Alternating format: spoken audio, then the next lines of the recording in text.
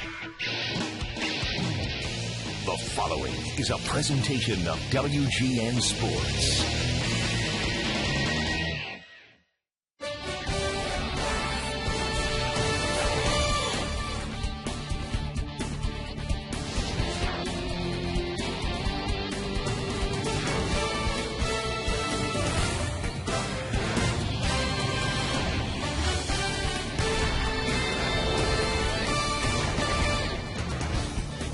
It's one of the great icons in sports, the famous Wrigley Field marquee, which greets fans as they head into the friendly confines as we get you set for Cubs baseball on WGN Sports. Game 3 of a 4-game series between the Diamondbacks and the Cubs as we welcome Cub fans from all over the country watching on WGN America, America's home for baseball.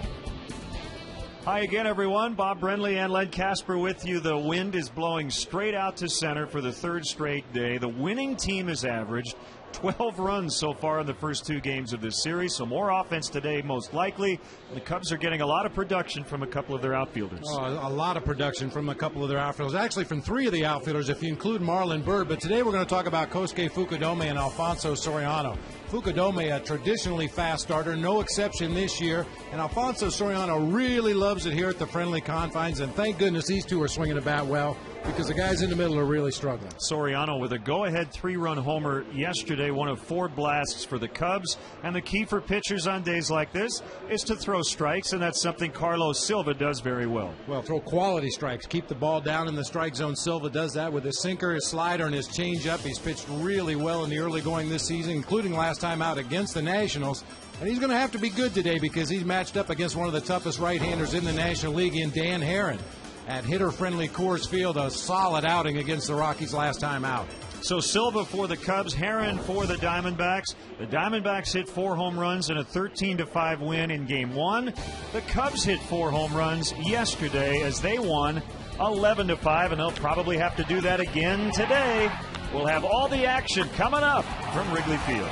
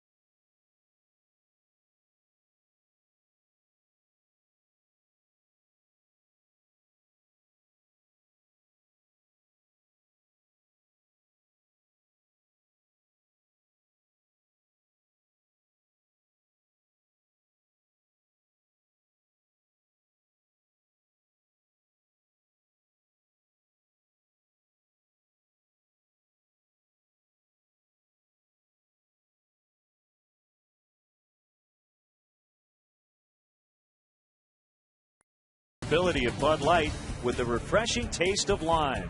By Pepsi, every Pepsi refreshes the world. Submit your idea at refresheverything.com. And by Illinois Lottery's newest game, Powerball Wednesday and Saturday jackpots start at $20 million. We're ready for Cubs baseball. Game 3 of a 4-game series. The Cubs are 2-3 on this week-long homestand. And Carlos Silva is ready to work against Kelly Johnson. We'll get the rest of the Diamondbacks lineup here in a second. Ramirez plays in at third. And the first pitch is taken outside. Ball 1. What a start for Carlos Silva.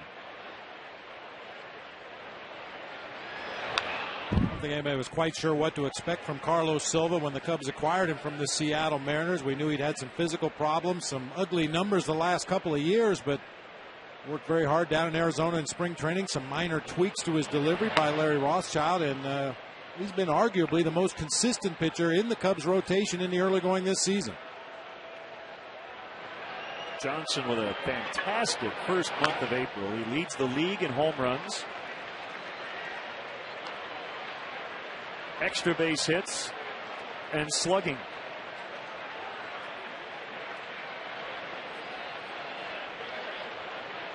And the 2-2 on the way, just got a piece of it. Now our Chrysler game forecast brought to you by Chrysler. For more info on our vehicle lineup, log on to Chrysler.com or stop by your Chicagoland or Northwest Indiana Chrysler dealer today. Southwest means straight out to center. Not quite as hard as it was blowing in the ball game last night, but still very much a hitter's day here at Wrigley. A full count on Johnson. Justin Upton is next. So A.J. Hinch splitting up his lefties with Stephen Drew hitting third. That is taken a close pitch for ball 4. Here's how Arizona will line it up. Upton, normally their third hitter. He's batting second with Drew behind him. Reynolds, LaRoche with a big first game of this series. Chris Young back in the lineup after sitting out yesterday. Parra in left. Snyder has homered in back-to-back games. And watch out for Dan Herron. Dan Herron, Bob, is 7 for his last 10. I had to go ask some of the Diamondbacks broadcasters, is this legit or has he just been really lucky? And they said, no, it's legit. He actually pinch hit against the Rockies earlier this season. Came up with a base hit off the bench as a pinch hitter for A.J. Hinch.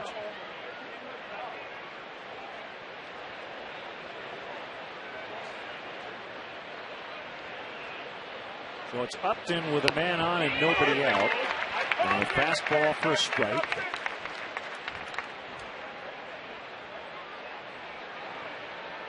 "20 starts for Upton in the third spot. This is the first time this season he has batted second.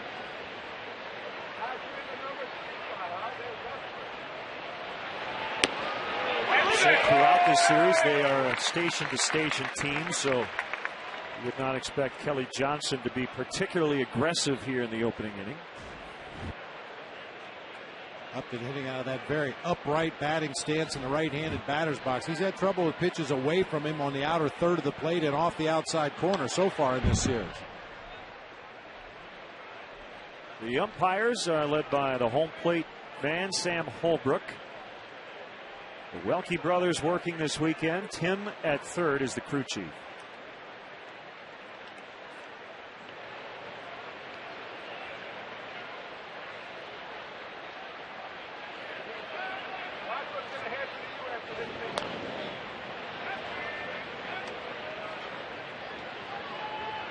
The lights are on because it's a bit overcast.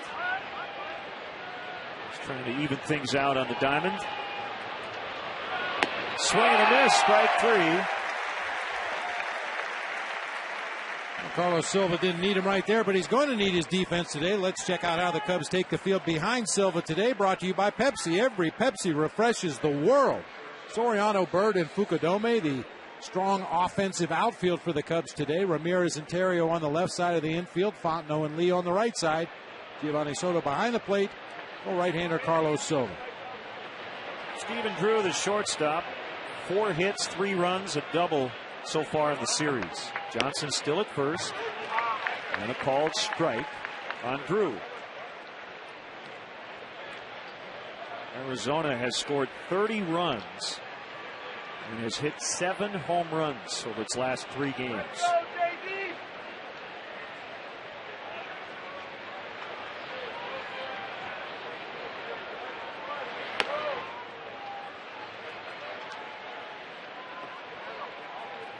Stephen Drew, the younger brother of J.D. Drew, and I think back to the beginning of J.D.'s career when he was somewhat criticized because he was so low-key. Not that he was a low-energy guy, he just didn't show his emotions very much. He never got too high, never got too low, and Stephen Drew right out of the same mold. Just a very solid, consistent player, gives you a good effort every day defensively at shortstop, and has shown some promise at the plate with that bat. I think this kid's going to be a real good one for a long time. And not a lot of emotion. Very steady. Tough first month for J.D. with the Red Sox. He finished April at 197.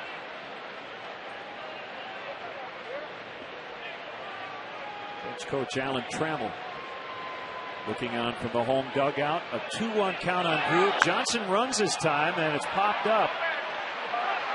Terrio goes out, and Marlon Byrd with a beat on it makes the catch.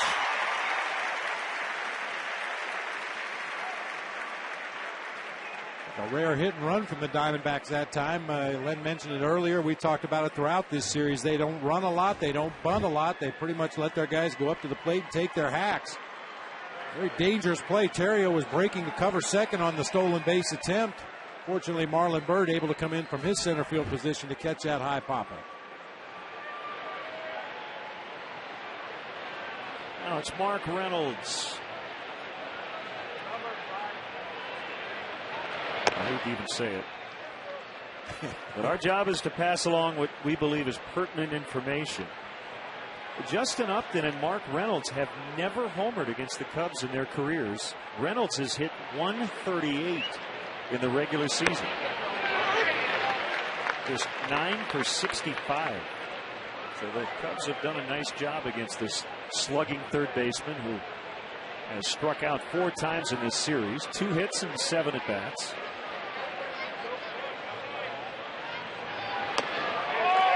That's just a perfect illustration that the Cubs have had a good game plan, particularly against Mark Reynolds, and they've been able to execute that game plan fairly consistently. I mean, this is a guy that can hit a ball a country mile if he makes contact, but he can swing and miss with the best of them. And if you put your pitches in the locations where you want them, you'll get a lot of swings and misses. Johnson trying to steal, and he gets in. Fontenot came in front of the bag to get the throw, and Johnson got in behind him with his first steal and first attempt, in fact, of the year. Good pitch for Giovanni Soto to handle a hard slider that was on the outside part of the plate and breaking away. Terrio just missed the tag once again, or rather Fontenot came up in front of the bag at second. That was a problem last year as well. Soto and Lee, and it's Soto to put it away. So a leadoff walk does not create any damage for Silva. And the Cubs are coming up.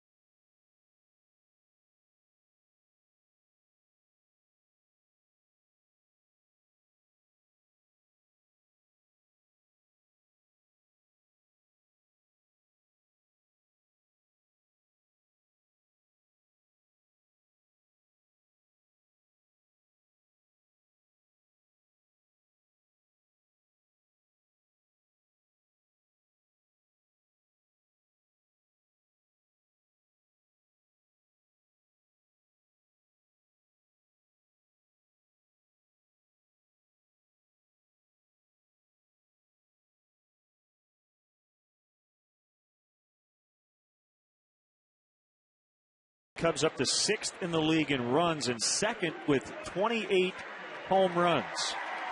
Pretty basic lineup that we've seen a lot, except Marlon Byrd lately has cleaned up in between Lee and Ramirez. Take a look at the Diamondbacks defensively today.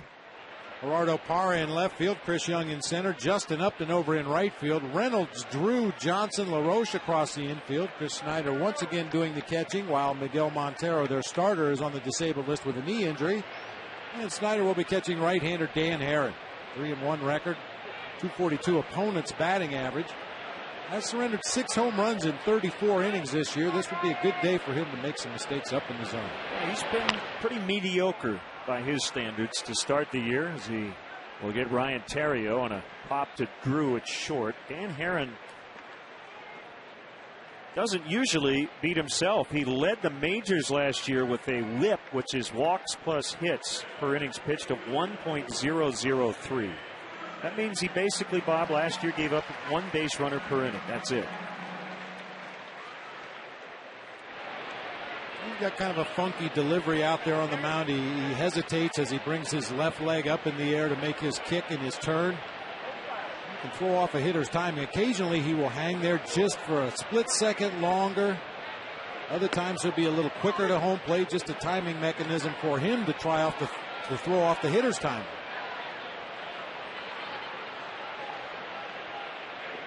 Aaron's 0-1 to Fukudome, and he lays down a bunt, and it's going to be foul as Reynolds touched it just as he got to the outside of that white chalk line. That was a good bunt. It just hit the lip too hard. Well, it was a good bunt, Len, because when you try to bunt for a base hit, the idea is fair or foul down that third base line. You don't want to bunt the ball right back to the pitcher or bunt it hard enough to the third baseman to make an easy play. Try to put it right down that stripe. It's either going to be a bunt base hit or you're going to get another pitch after the foul ball. We are email accessible at lenandbob@tribune.com if you'd like to check in with us today. And you can follow us on twitter.com/lenandbob.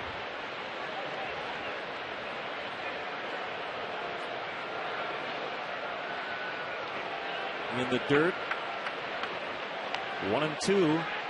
TJ Apple following us on Twitter. Mr. Brentley, I was watching the 2001 World Series on MLB Network yesterday. You were classic, but you look more relaxed now. No kidding. Yeah, I'm telling you, I've told the story many times before. I do not remember eating or sleeping throughout the entire World Series. I know I did. I didn't lose any weight, that's for sure, but I know you ate. I mean, it was good stress. That's something every player, every coach, every manager hopes for at some point in their career, and then to have that opportunity was just one of the greatest experiences ever.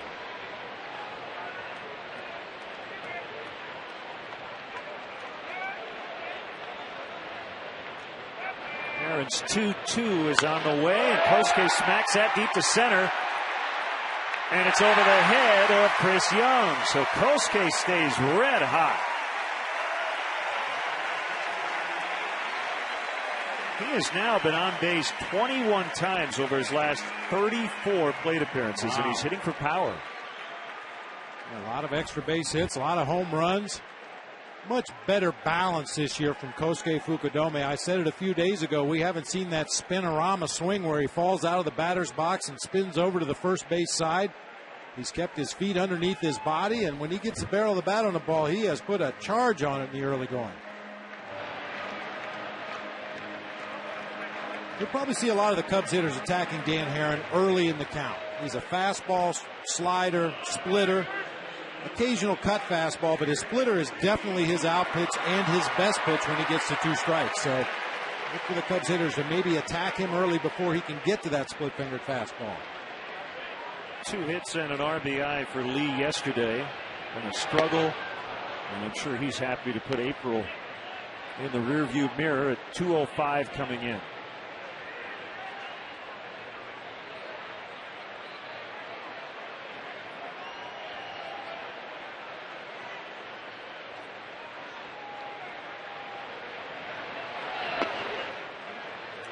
One ball, 1 strike.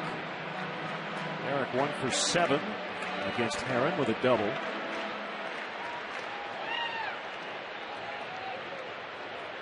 Showed you in the open, Herron has struggled against the Cubs, a 5.84 ERA and a 1-2 record.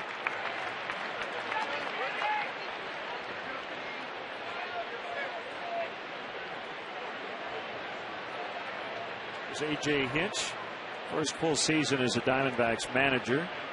Replaced Bob Melvin on May 8th of last year. He was running the Diamondbacks farm system. Diamondbacks would finish last in the West at 70-92. They come in a game under 500 today. The Cubs are 2 under. As Upton comes racing in and makes a catch. Kosuke was able to dance off the bag at second as there weren't any defenders in the area. 2 away. Time to check out who's moving forward with Toyota.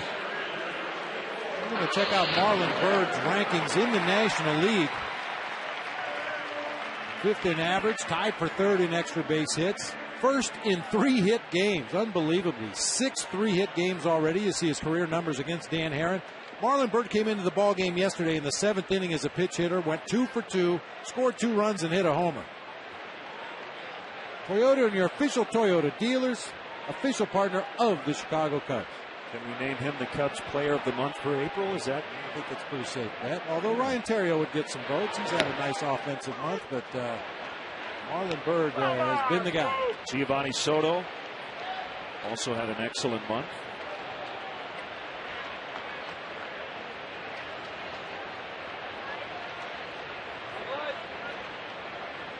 Soto at 340.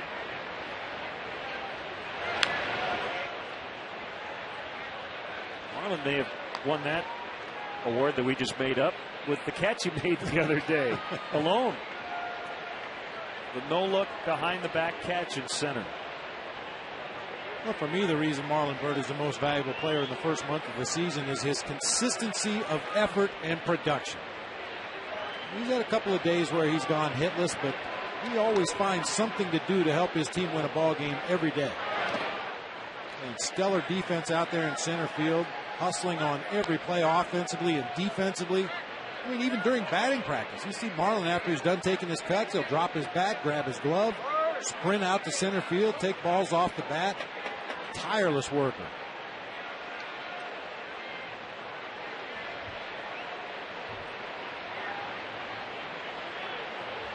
A 1-2 pitch, emergency swing, and he just got a piece. Get off me, ball. I'll tell you, teammates laugh at a swing like that, but it's effective. It was a pitch Marlon couldn't really handle, couldn't do anything with. He felt it was too close to the strike zone to take. So do whatever you have to do to stay alive in that at bat. Marlon just does get a piece of it to earn at least one more pitch from Dan Herron.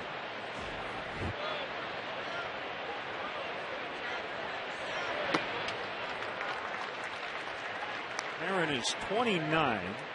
He's been an all-star each of the last 3 years.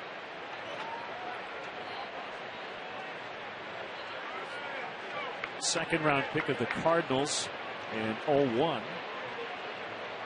He's been very consistent. He's never been on the disabled list. He's been durable. He just struck out Marlon Byrd with a man in scoring position. 0-0 after 1 from Wrigley.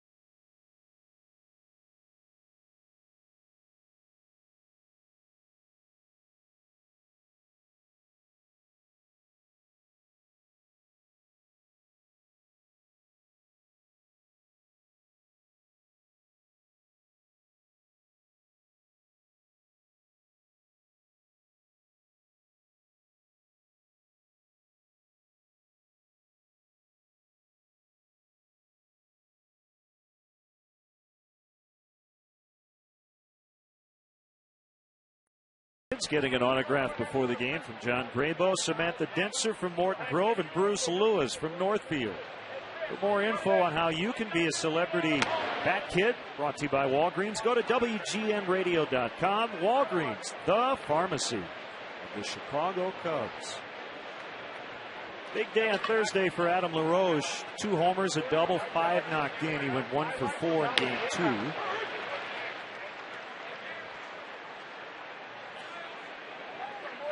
He finished up a very strong first month.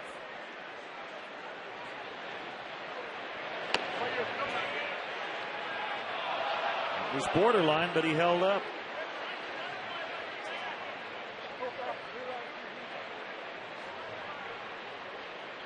Those kinds of calls get lost in the shuffle, but it would have been 1 and 2 instead of 2 and 1. Changes this sequence entirely.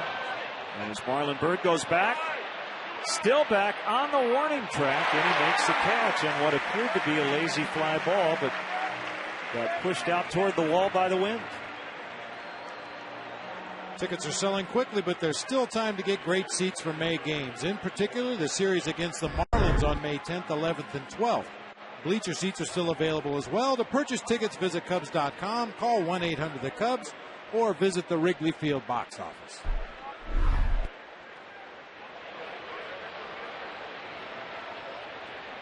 Chris Young with the bunt and a hit. Saw Ramirez back, laid down a beauty.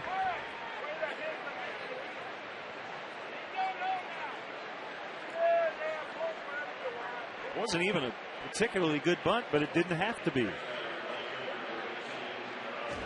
Chris Young runs extremely well. The bunt is a part of his offensive arsenal. I'm not quite sure why Ramirez was playing back with his heels on the outfield grass, but yeah, that wasn't a particularly good bunt, but it'll go down as a bunt base hit for Chris Young.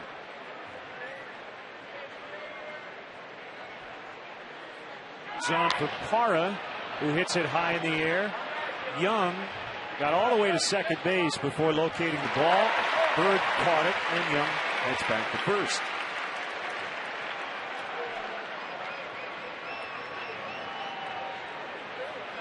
Chris Young over there at first base running on the play. Not sure if that was a hit and run or a straight steal, but busting it to second base, never peeks back, which tells you it was probably a straight steal. Gets all the way to second base before he realizes where the ball is. He has to turn around and get back to the bag at first. Marlon Byrd was lining up just in case there was a play at first base on Chris Young.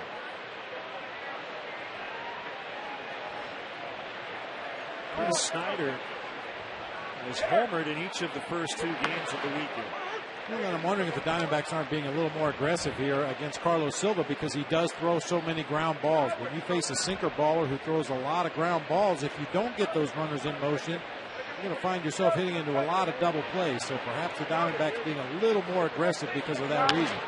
Snyder pulls it right down the line, and it's foul a few feet.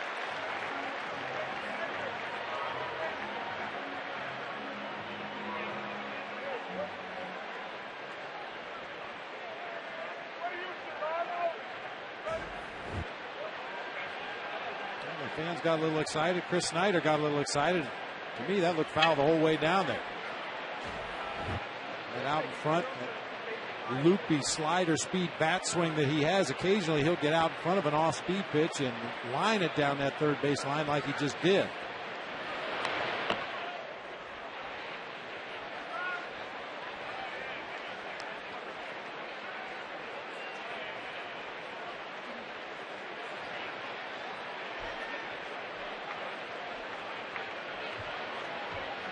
This is about as deep as you'll ever see Marlon Byrd play in center field. We talked to him all the way back in spring training about how shallow he likes to play in center. But with that wind blowing out and a fly ball hitter at the plate, giving himself every opportunity, backing up probably a good 15 or 20 feet deeper than he normally plays. Playing a few steps if Young were at second, trying to possibly cut off that run.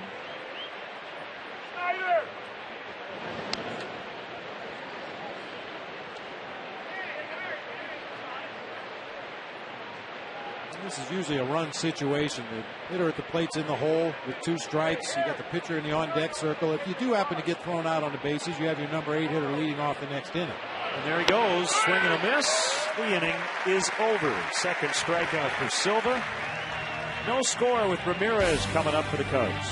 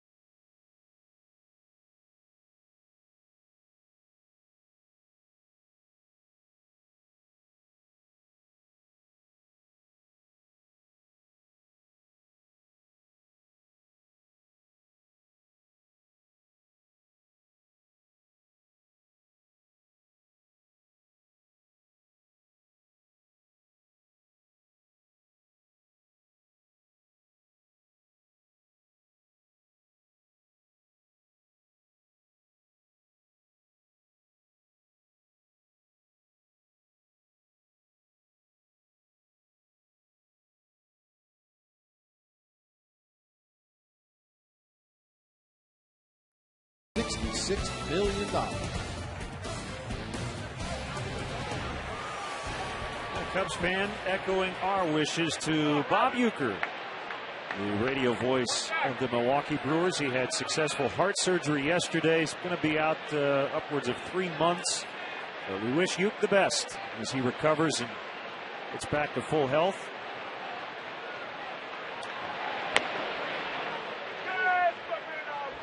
One ball, no strikes on Aramis Ramirez. We're in the bottom of the second. Another guy who's happy April is over. Maybe with the calendar turning, he can get back to the guy we're used to seeing.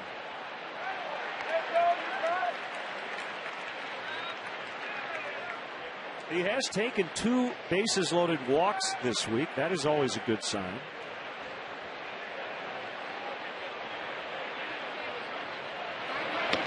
Swing and a miss, 1 and 2. And I think his backswing caught a piece of Chris Snyder. Is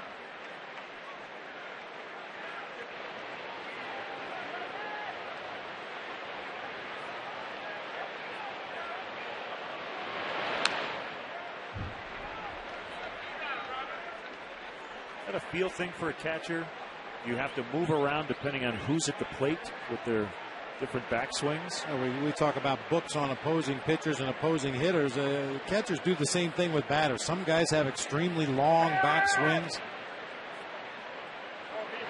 There was a time in the game when the Charlie Lau, Walt Reniak theory of hitting, where the top hand comes off the bat and they finish with a real long follow through. You had to be very careful when those guys came to the plate, because that backswing was going to violate your space back there. High to left. Parra's drifting over, quite to the warning track, and he puts it away for the out. With some experience, you get to know which hitters you can sit very close, and you want to sit as close to the back point of home plate as possible to get as many calls for your pitcher as you can and give the umpire a real good look. But some guys with that long backswing that stand in the far back corner of the batter's box, you have to give them a little more space and scoot back toward the umpire just a little bit more. Now, how long did you go with the cap and not the helmet under your mask? Until they made me start wearing it. And what year was that? Do you remember? It was probably in maybe '83. I think they determined that it was to our own benefit to wear a skull cap underneath the mask. You want to take a backswing to the back of the head? Believe it or not, no.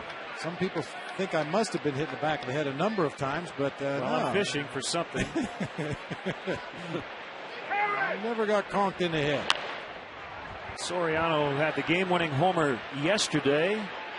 He's going to pop out his first at bat today as Johnson makes a catch. Don't forget to check out our WGN Baseball blog on WGNTV.com. I have a post on the completed first month of the year. Post-game video from yesterday's win. Check out Fergie Jenkins singing The Stretch. We have game notes from stats and much more. Once again, WGNTV.com. Click on sports and look for the link to Len and Bob's blog. Also, make sure you check out Chicago baseball stories while you're there.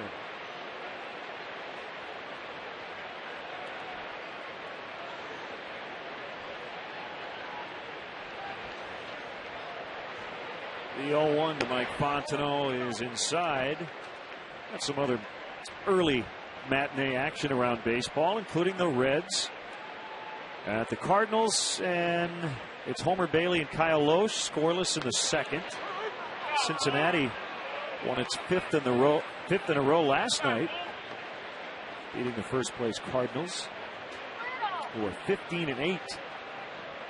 Cincinnati in second, 12-11, 3 out. The Cubs are 4.5 back and in third.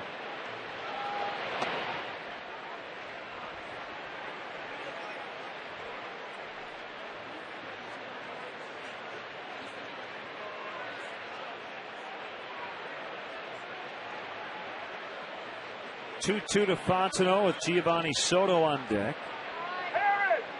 Here's Herron's pitch. And it's bounced foul. And one of the better pitching matchups in the early going this year in the National League. The Mets at the Phillies. Mike Pelfrey at 4-0 against Roy Halladay at 4-1. Should be a good one. Well, the Mets won their 8th in a row. They blew them out last night. They're in first in the East. I don't think they've lost since we saw them in New York.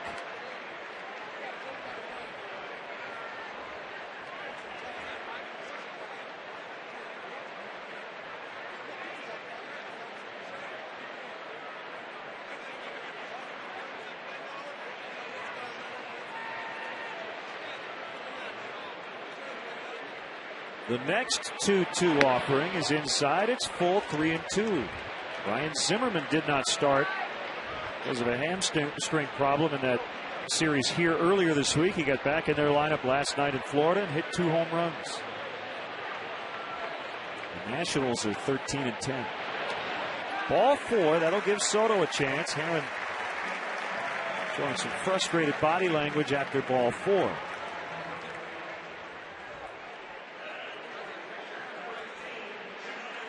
Like he's trying to throw a cut fastball that he just lost the grip on about halfway through his delivery. Threw it way high and wide of the plate for ball 4.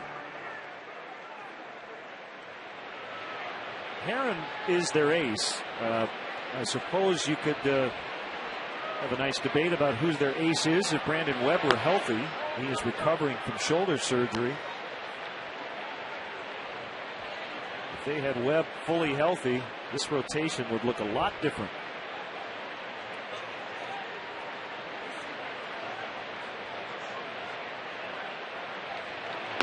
Swing and a miss.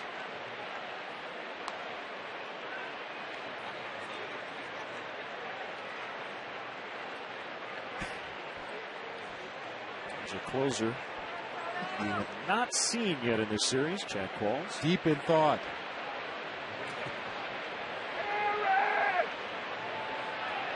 Fontenot goes and Soto hits it foul.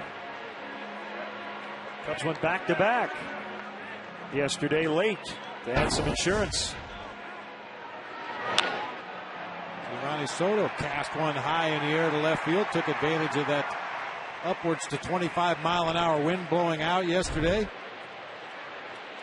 Marlon Byrd followed that up with an even longer home run out to Waveland. Fontenot goes again. Soto fouls again.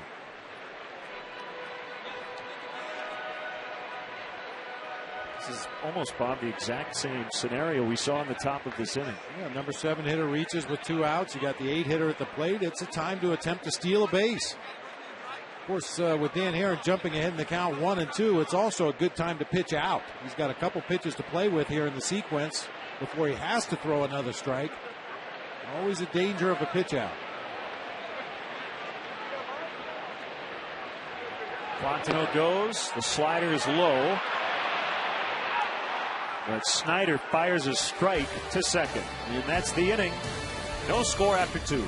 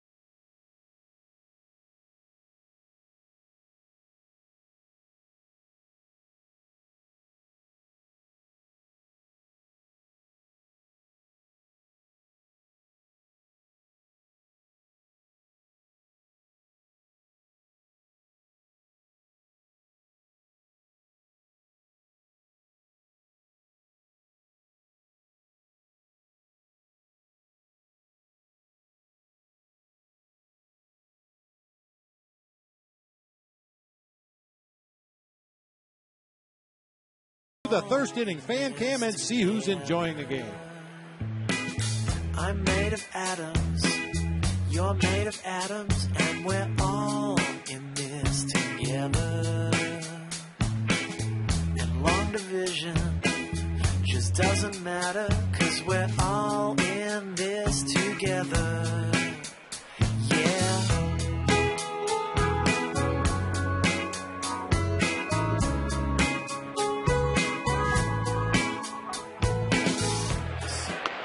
Ben Lee, who is made of atoms, and we're all in this together. Budweiser, it's what we do. Dan Herron with a 4-hit game already this year. 7 for 15 overall, and another hit. He is 8 for his last 11. And hitting .500, he's going to try to get a double, and he's safe. He got in under the tag of Fontenot. Looks like he might be hurt. Well, that's a disabled list slide right there. Ooh. When you get dirt between your shoulder blades sliding into second base, you've done something wrong. Nice piece of hitting by Dan Herron, who stays red hot at the plate. Marlon Byrd was shading him the opposite way, assuming he wasn't going to pull a pitch against Silva, but he did. Oh, man. That is a nightmare for a manager and a pitching coach when you see your starting pitcher go into second base with a slide like that. Jeez. I believe he didn't come off the bag at some point.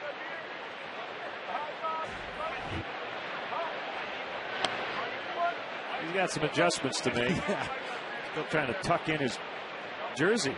Yeah, what's the point? 1-0 on Johnson. Pitcher strike. Borderline inside, and Silva got it. 1-1.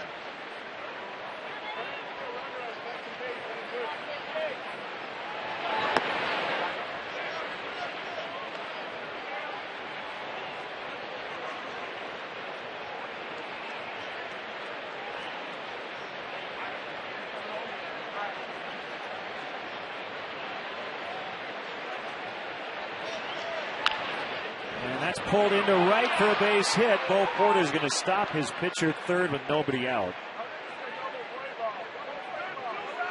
And the Diamondbacks are in business.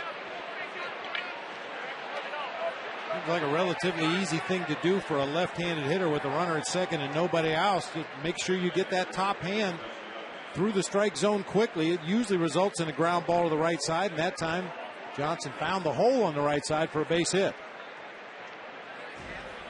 And he'll gladly take the base hit, but his intention here was to move that runner from second to third base.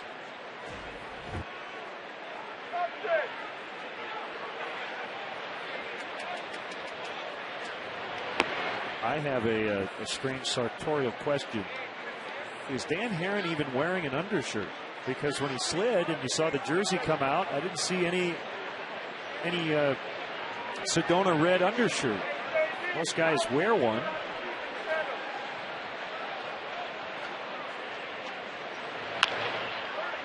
That's a double play ball. The Diamondbacks get the lead. Upton will not get an RBI. On the 6-4-3, it's 1-0. I mentioned it in the game yesterday. Upton has now grounded into 4 double plays already this season. I think the main reason is not because he can't run, it's because he hits the ball so hard. This one included a bullet hit right to Ryan Theriot, which is how you start double plays. A hard hit ball gives that second baseman plenty of time to complete the pivot at second and throw on to D. Lee for the easy twin killer. This early in the game, and on a day like this, you gladly get the 2 outs and give up the run. Silva's 1-0 to Drew is dumped foul back into the second row of the upper deck. So Dan Herron, we heard about his offensive prowess. He has scored the only run.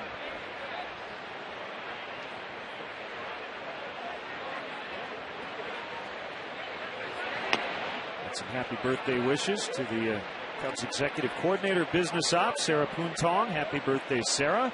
And Lily Griffiths turning 11 today. So the happy 50th wedding anniversary to the Bryces, Rex and Mary of Gilbertville, Iowa.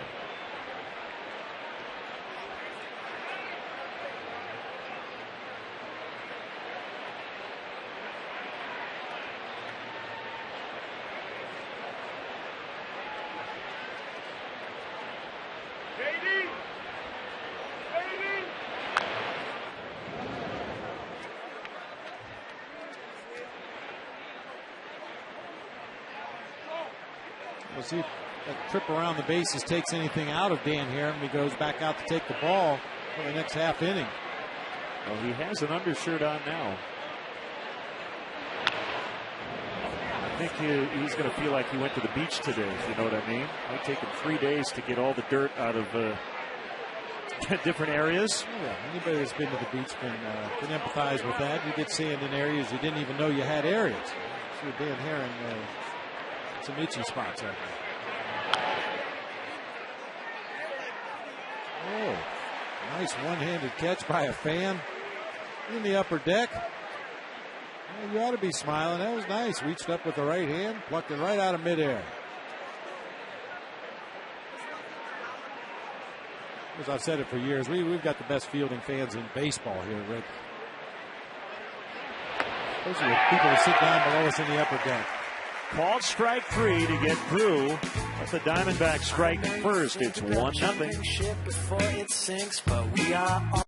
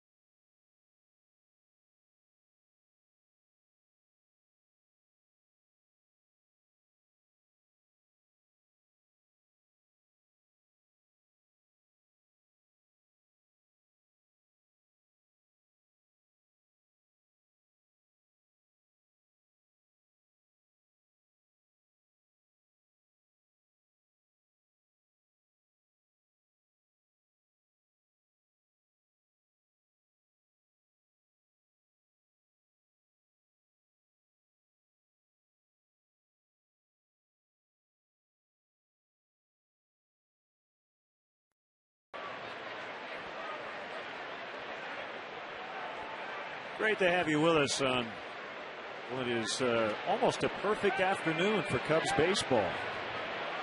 Mostly cloudy, but the temperature in the upper 60s, maybe into the low 70s.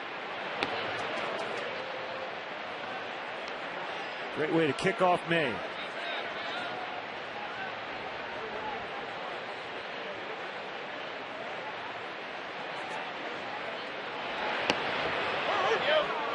Slider strike. 0-2 the count on Giovanni Soto.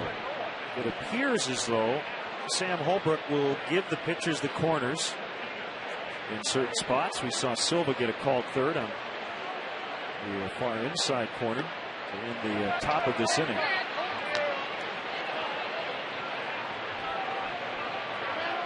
I don't know about you, Bob. I mean, I guess every umpire tries to maintain as consistent a zone as he can throughout the year. But if you're going to give a bigger strike zone, on days like this, you might want to try to even it out a little bit and give the pitchers just a little help.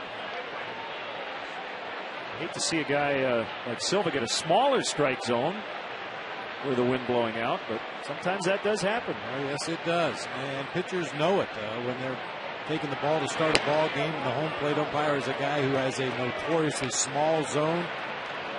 When you show up and see the flags blowing out, you know you're going to have to throw it through a teacup to get a called strike. It's going to be for a long day for that pitcher.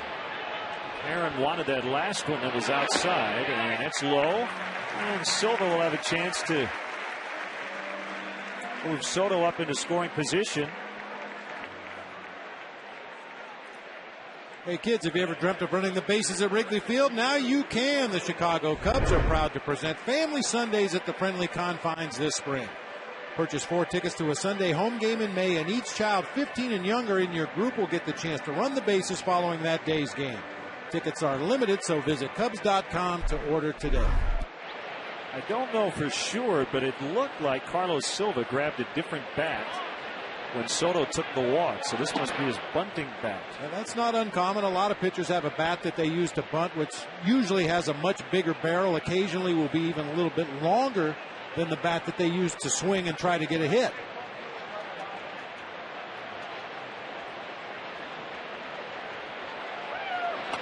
That definitely has a big barrel on it. We can see that clearly.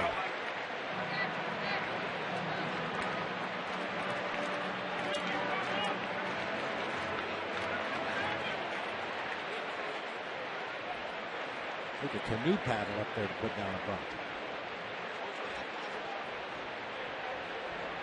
It's 2-0. The thing with Silva, I mean, we saw him a lot in spring training taking batting practice. We see him take batting practice with the pitchers during the regular season. He can swing the bat in BP. And when given the green light, he can occasionally hit the ball a long, long way. I don't know if he can do it with his bunting bat, which is probably a little longer, a little heavier, a little bigger than his regular bat.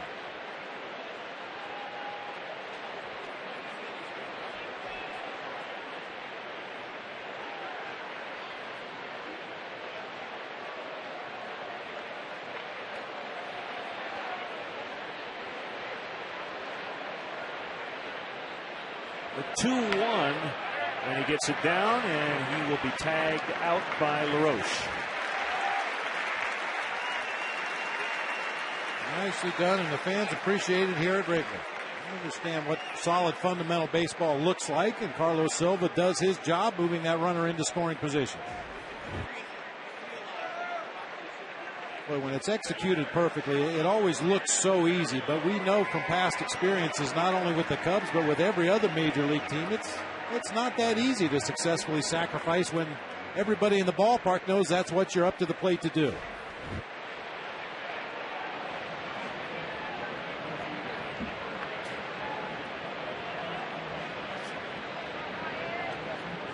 A couple of shots to tie this thing up. Here's Terrio.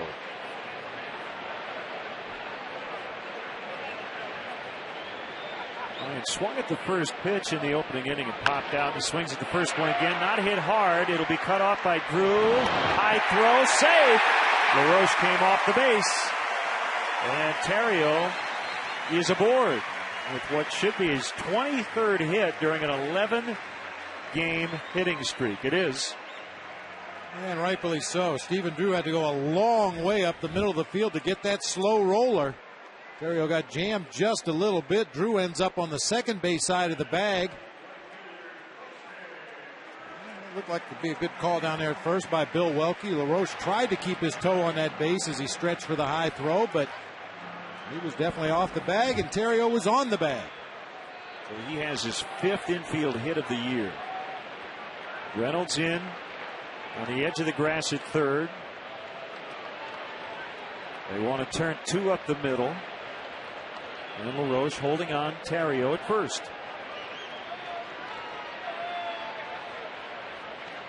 An appetizing hole on the right side for Fukudome. A little 2-for-1 action.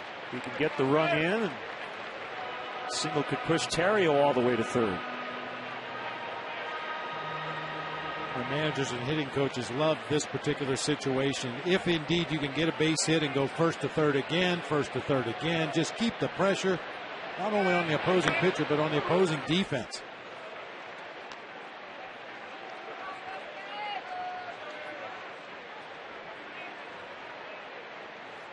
Dan Aaron doesn't have a particularly good, quick pickoff move to first base, but he is very quick unloading the ball to home plate. Tough to get a jump on it.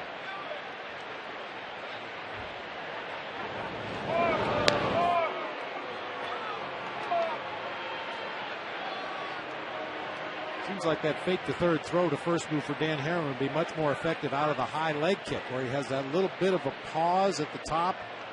Maybe lure that runner at first base into taking an extra step or two. Then fake to third, throw to first out of the high leg kick.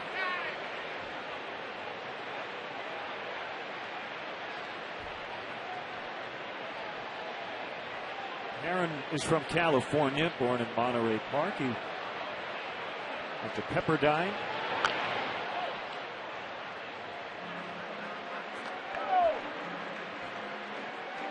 Tall and lanky, 6'5", 215.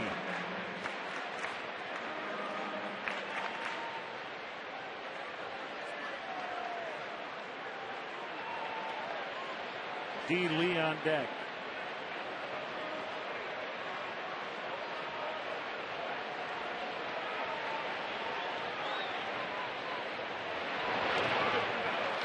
Smothered by Snyder. It's 2-2.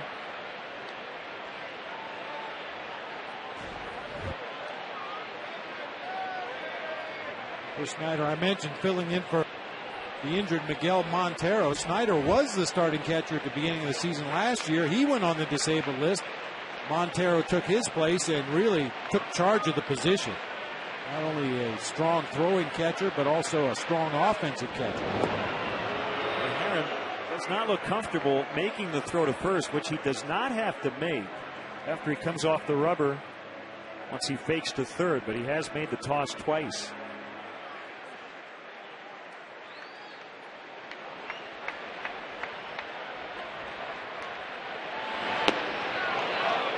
Really close. Kosuke gets the benefit of the doubt. 3-2, and now Theriot almost definitely will be running.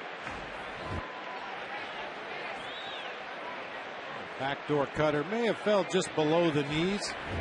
Very close pitch to take.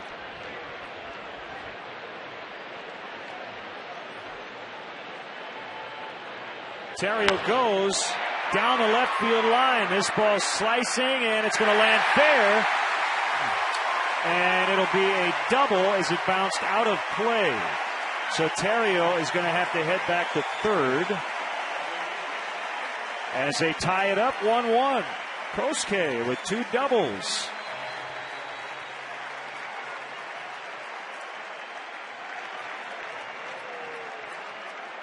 Aaron tried to go away once again. This time he leaves it up and out over the plate for Kosuke Fukudome. Nice controlled swing, slashing that ball down the left field line. Looked like Parra was filled with indecision there. Didn't know whether to come in and try to make the catch or back off the ball, play it on a bounce. As it is, the Diamondbacks catch a huge break. That ball bounced up into the stands. Theriot would have scored on that double. And a visit from the pitching coach, Mel Stottlemyre Jr. Sam Holbrook's going to break up the meeting. And now Derek Lee with a chance to give the Cubs the lead. Second and third with only 1 out. Well, what a week Kosuke has had. He has his old hitting coach here from Japan, Kyosuke Sasaki.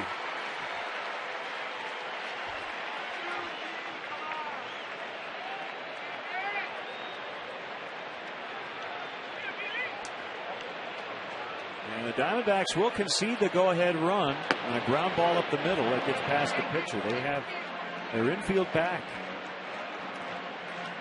Really anywhere but maybe a hot shot right at Mark Reynolds. Should get that guy in.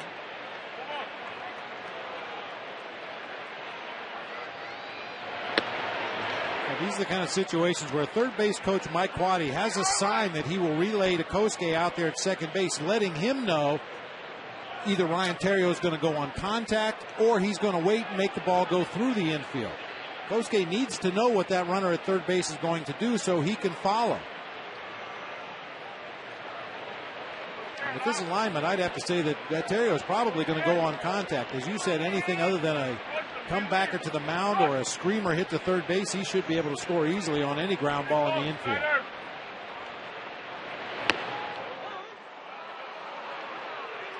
1-2.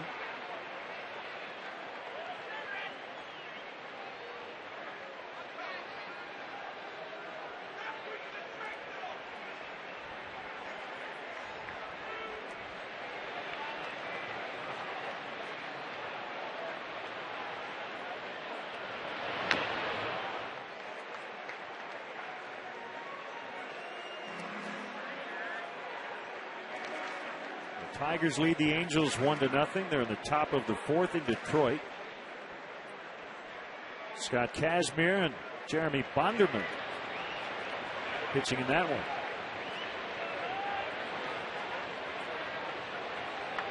Here it's 1-1 as Derek Lee strikes out. So 2 away.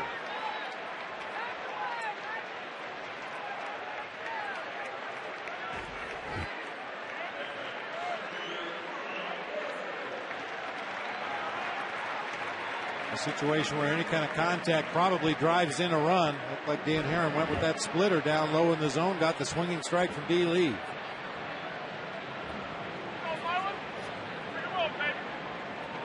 He struck out Bird in the first inning. First base is open with Ramirez on deck. Let's see how Herron goes after him. Young coming in, so is Upton. They get together and Young makes the catch and barely avoids running right in to his teammate. They do tie it. It's 1-1.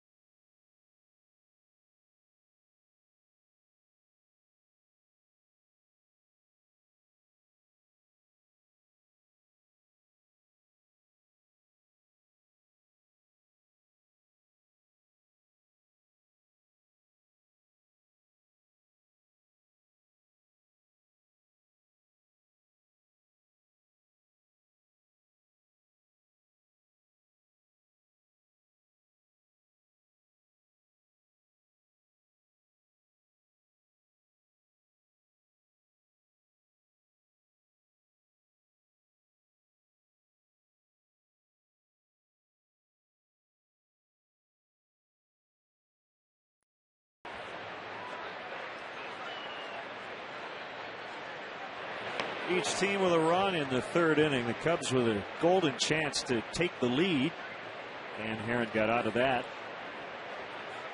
And 1-0 the count on Mark Reynolds.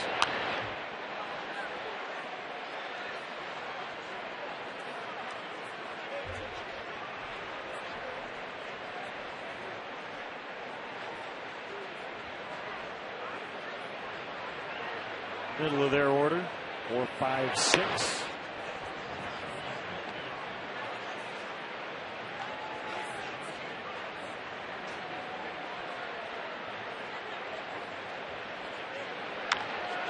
Deep drive to left, and for Mark Reynolds, his first career regular season homer against the Cubs. He'd gone deep in the playoffs a few years ago, and it's 2-1.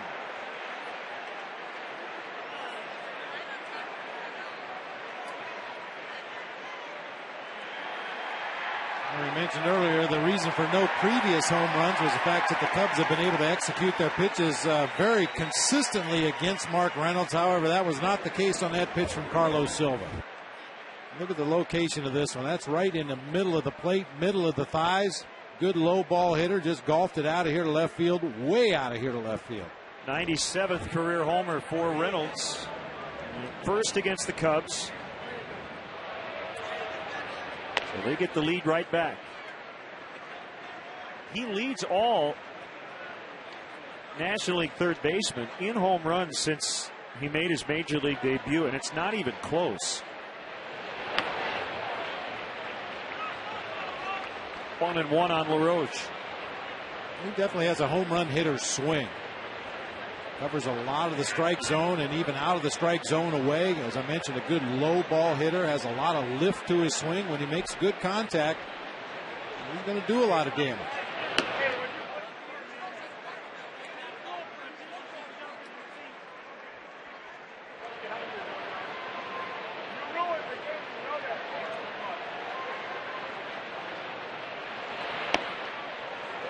Three and one.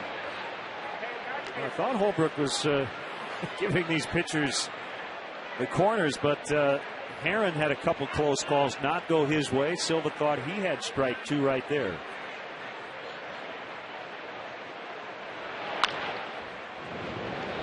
Derek Lee backhands, and Silva covers first.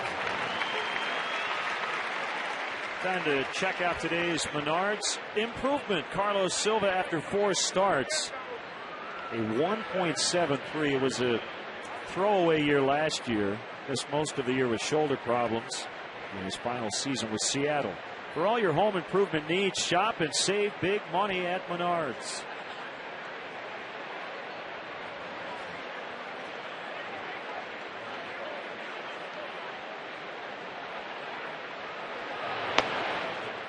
You could easily make the case that Carlos should be at least 3-0 at this point of the season. His first start against the Reds this year, 6 innings, 3 hits, only 1 earned run allowed. Came away with a no decision in that ball game. His last time out against the Nationals, 7 innings, 7 hits, 3 earned runs. Came away with a no decision in that one. Silva's had an interesting career. He has won 13 games twice, including a career best 14 with Minnesota in 04. He has lost 14 games at least 3 times, 06, 07, and 08.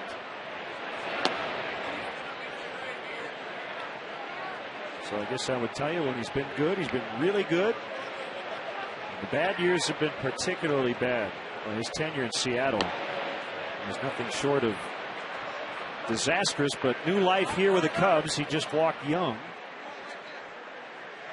Hey, fans, want to see a Cubs game from the front row at Wrigley Field? Now you can. Visit Cubs.com and click on the CBOE front row auction to bid on tickets in the front row behind home plate and along the first base line. Front row seats will be auctioned off to every game all season long. Don't miss your chance. Go to Cubs.com and check out the CBOE front row auction today. CBOE seats right on the field.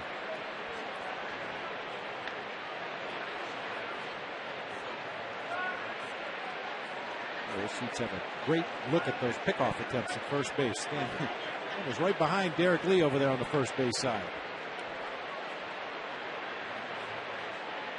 And even when Silva has had successful years, he has given up many more hits than innings pitched. But the key is that the walks were down in those years. In 05 with Minnesota, 212 hits and under 189 innings, but he walked 9 batters. Runner goes, pitches a strike, throw to second in time to get Chris Young. So the Diamondbacks, as aggressive as they've been all year, they're 1 out of 2 in stolen base tries today. 2 very good throws by Soto. Now this one right on the bag to get the speedy Chris Young at second base. And this time, look where Mike Fontenot is, straddling that bag, waiting for the ball and the runner to come to him. There's a natural tendency for all players to want to go out and get the baseball and then try to bring the tag back to the runner. That's always going to be slower than if you let the ball come to you. Nice job that time. Hara softly rolls it past Fontenot. It keeps the inning alive for Chris Snyder. The stolen base attempt earlier in the game, Fontenot came a good step and a half up in front of the bag at second. This time he's got his left foot there to block the base. Takes that throw from Giovanni Soto, and plenty of time to get Chris Young at second base.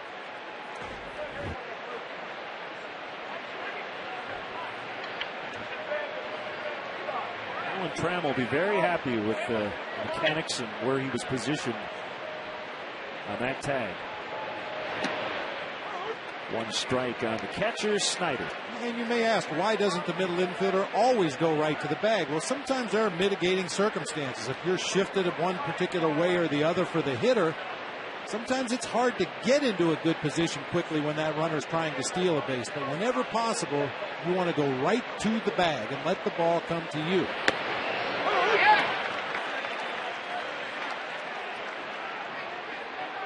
And the simplest way to put it, you're trying to beat the runner to the base.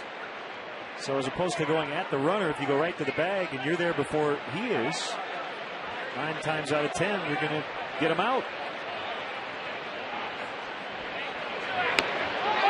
Called strike 3 to end the inning. So Silva gave up the home run. Looked a little uncomfortable coming off the mound. We'll have to keep an eye on that. 2-1.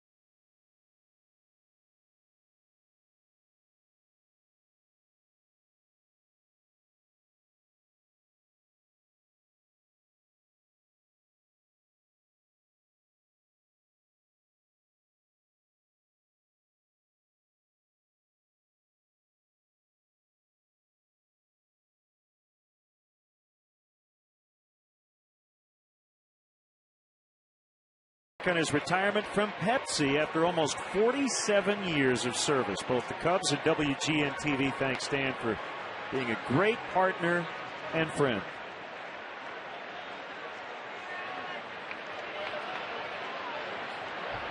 Mark Reynolds with The go-ahead homer to make it 2-1 Arizona.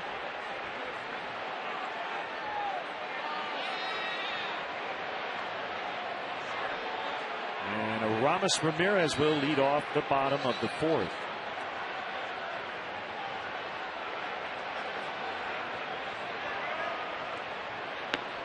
And called strike. Carlos Silva maybe landed awkwardly on that final pitch of the inning. Took a look back to the mound, but able to make it off under his own powers. Ramirez turns on it deep to left. Parra back on the warning track, and it's off the wall just below the basket. Ramos has to hurry, and he's out. Came within a foot or two of a home run, and instead ends up with a long single, and he's tagged out trying to get the double.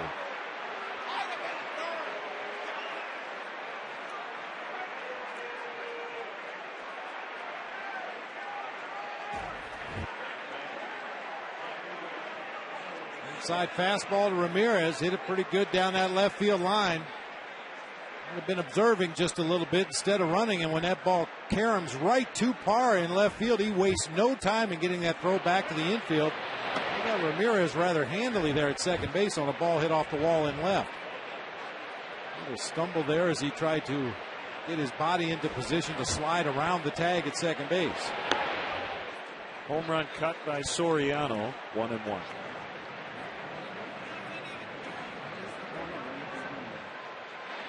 The way that the basket juts out at about a 45-degree angle, that ball missed hitting the front of the basket by not very much, and you don't have to hit it all the way into the seats, of course. Just have to get it over that yellow line. It's just beneath it.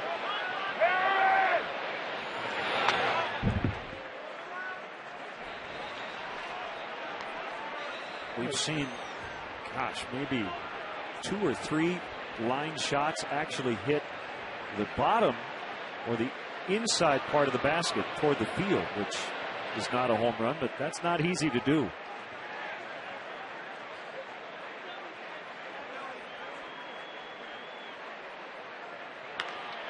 Pulled down the left field line. Soriano is on as Parra will keep him to a single.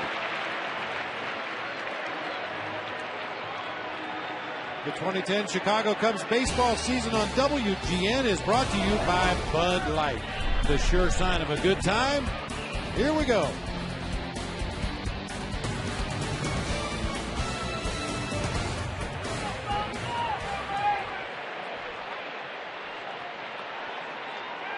Two hits in the inning, but only one base runner. Fontenot takes it low, ball 1.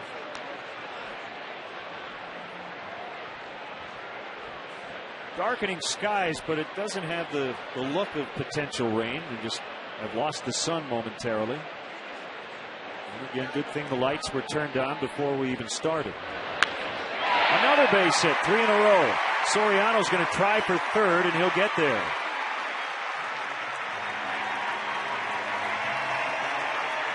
Mike Fontenot extending his hit streak to 9.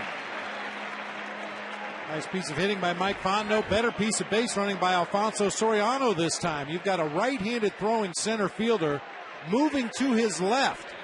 He's got to turn his body all the way back around to make that throw back into the infield. Soriano realized that and easily went first to third on a base hit to center field.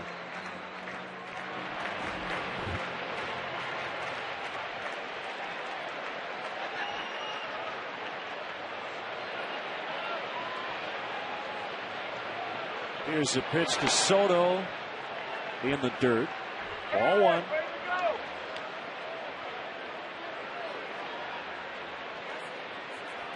He took yet another walk in the third inning and scored the Cubs' first run.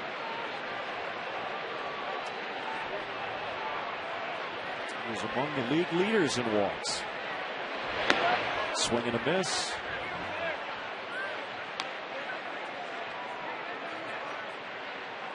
Been tied for 6th with 17 free passes.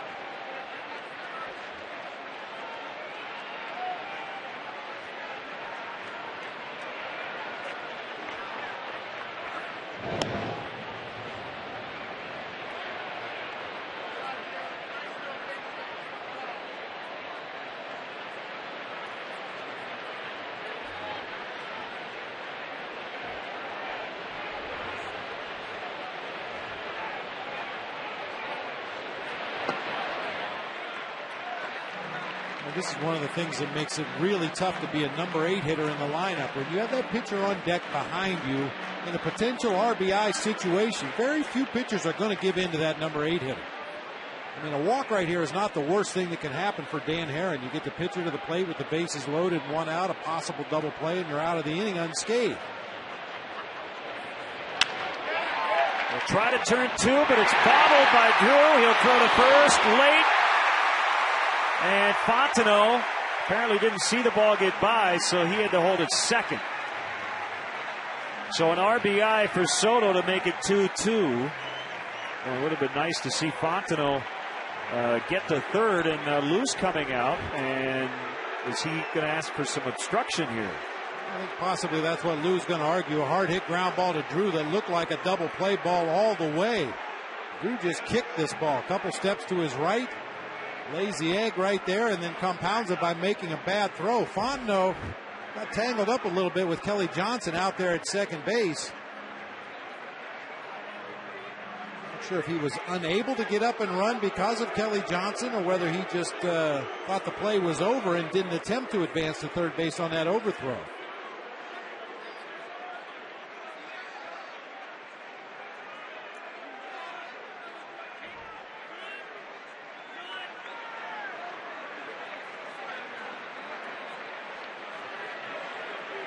That's why it's so important as a base runner. After you make your slide, find the ball quickly.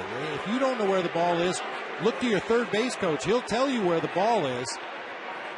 Fontenot just got caught with his head down out there at second base a little bit and didn't realize that there had been an overthrow at first.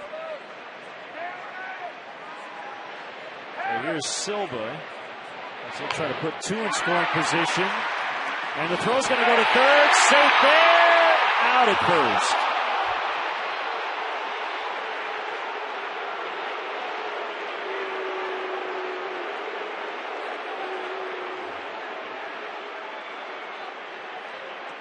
So they tried to turn 2 and only got 1.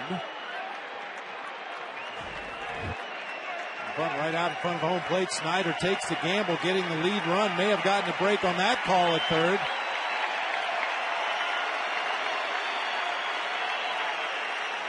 But a sacrifice that goes 2 to 5 to 4. I don't believe I've ever written one of those down before.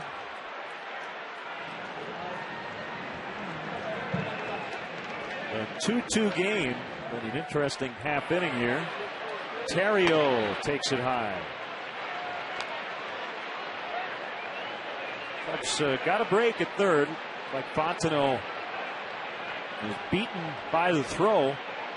Let's see if Terrio can take advantage.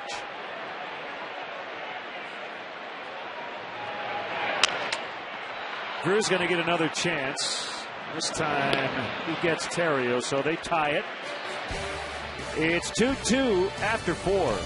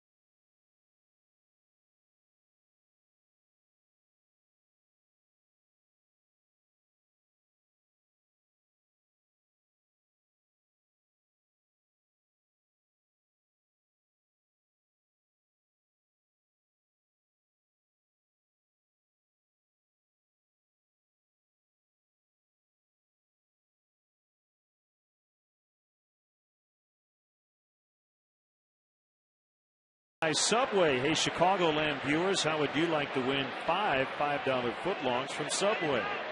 Just be the 500th texter to text Subway to 97999. Go to WGNTV.com for complete info and rules. Carlos Silva in his 300th career Major League appearance in a 2-2 deadlock with the guy at the plate. Dan Herron, who has a double and a run and is hitting .500 on the year.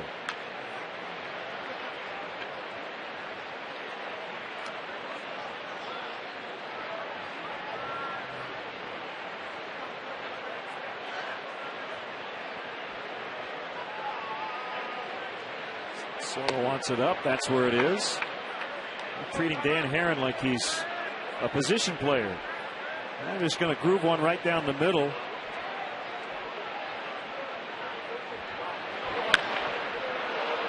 Another hit. Please. Nobody can cool off this guy.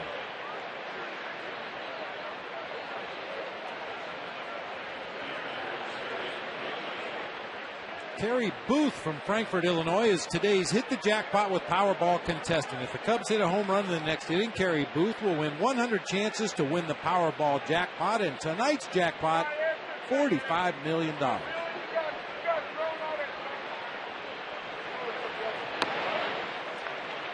Johnson with a swing and a miss. The red-hot Kosuke Fukudome will lead off the last of the fifth. Well, Dan Herron might buy himself an extra inning today. That bullpen issues for the Diamondbacks. He's your ace, and he keeps hitting, so he could get an extra at bat. I'll tell you, if A.J. Hinch has a situation later where he's thinking about a pinch hitter for Herron, he may not use that guy because he's 9 for his last 12. It's not that easy, Dan. Come on. You got to be playing the Powerball jackpot tonight, the way he's swinging the bat.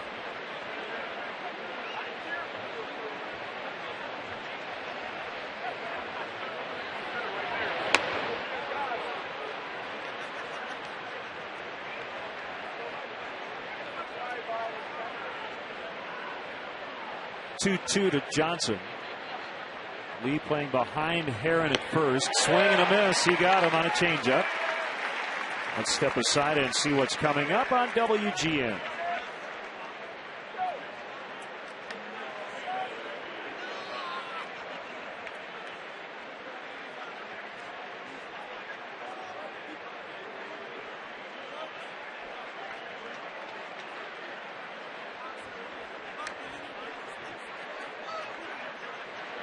Justin Upton. Called strike. We need to try to get Dan Herron to slide somewhere around the bases again. He doubled and scored back in the third inning. You remember that kamikaze slide into second base, and he went right back out and immediately walked Giovanni Soto to start the next half inning. So try to do it again. Get him on the ground.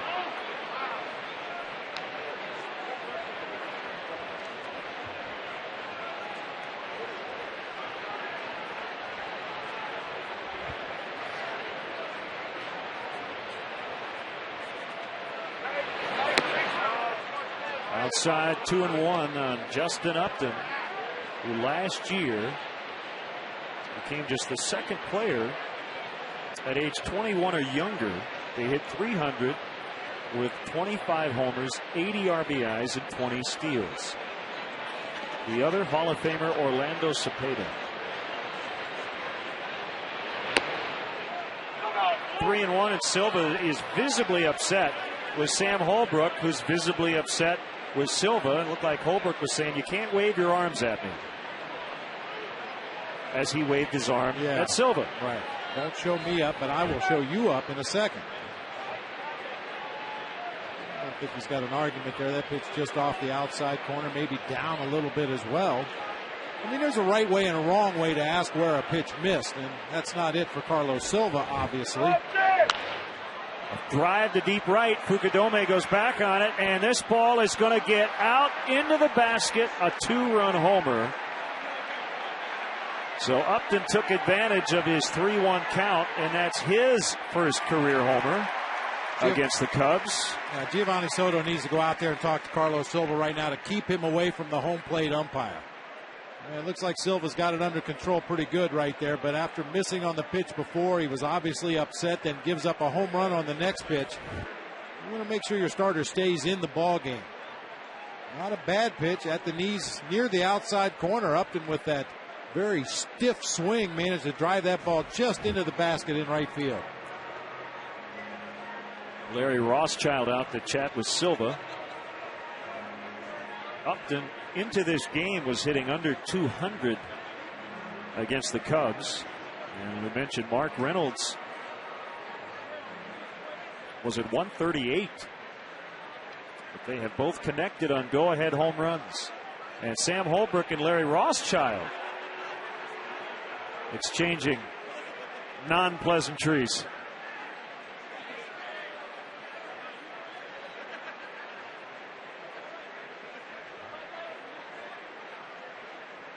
Stephen Drew is 0 for 2. Pop foul.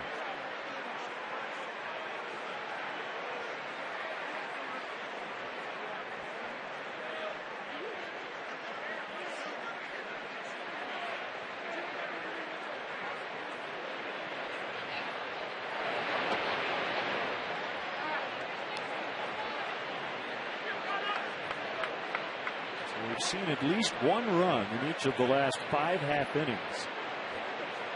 There are no runs in the first 2 full innings.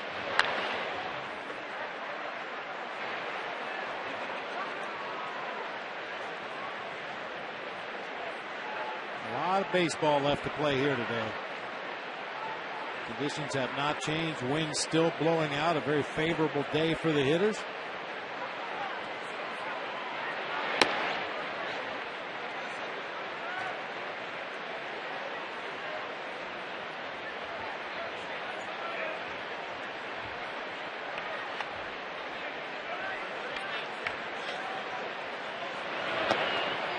Swing and a miss.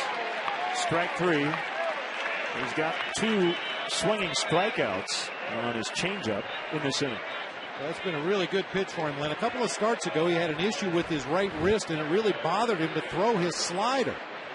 So he went out and basically went to work with 2 pitches, the sinking fastball and the straight changeup, and I think his changeup has gotten better because of it.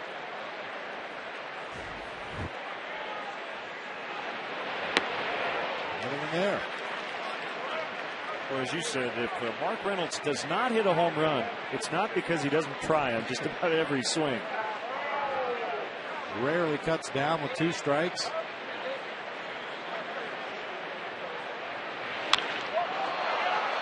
Bird back on this one. He will leap, and that one is, I think, gone. A home run. It's called a home run. And they might take another look at it. As it is, Reynolds has his second homer of the day. That's a great effort by Marlon Byrd as he went up to try to make a leaping catch. But it was in and out of the basket. And no argument from the Cubs. Now that one didn't get a lot of assist from the wind. More of a line drive to center field this time from Reynolds. It hit the back wall, ricocheted off the basket, off the back wall again before trickling down to the field level. But second base umpire Mike DeMuro got out there and got a real good look at it, was calling home run immediately. We've seen that particular ball not called a home run pre-replay. Several of them, but they got that one right.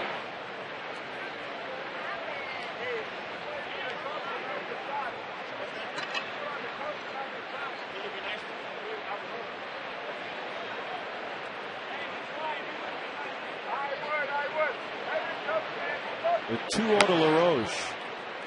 Now it's 2-1. 3 homers for the Diamondbacks all over the last 2 innings as righty Jeff Gray gets up in the Cubs bullpen.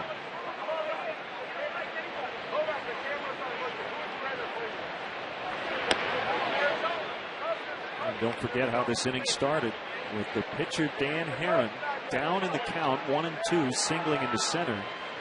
And he has scored twice today.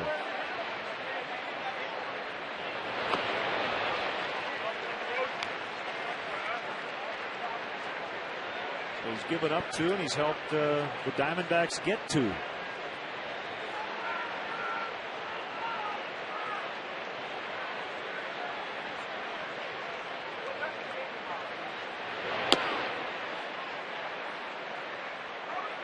Second walk, third walk issued by Silva.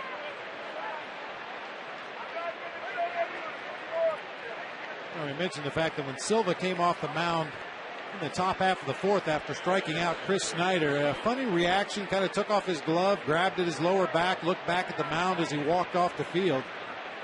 And has really struggled in this inning, made some mistakes up over the heart of the plate. Now a walk to Adam LaRoche. I wonder if he's not feeling the effects of some kind of a tweak out there right now. Swing and a miss by Chris Young. The 2 homers today for Mark Reynolds now has him tied with his teammate Kelly Johnson for the National League lead.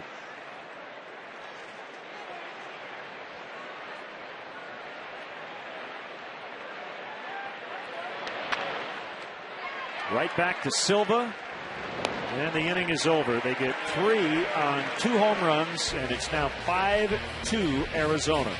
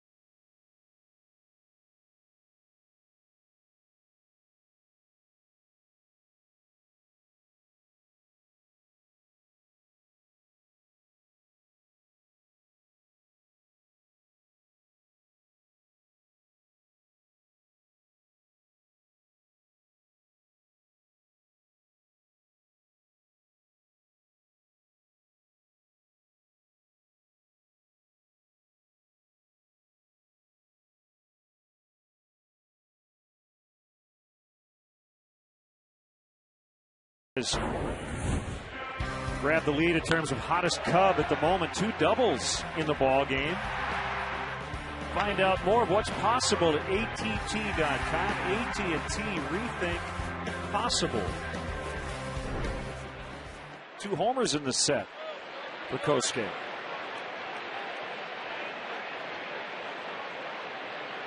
Winning his first career grand slam on Thursday. Broken bat, soft liner right to Johnson.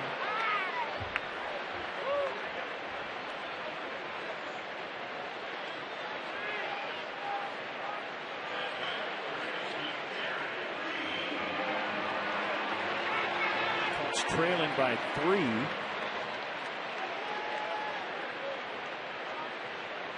Right at the end of the last half inning, Carlos Silva had what appeared to be actually a pretty civilized exchange with Sam Holbrook. Maybe explaining his side of it. He got a little aggravated with at least 1 non-strike call before the home run.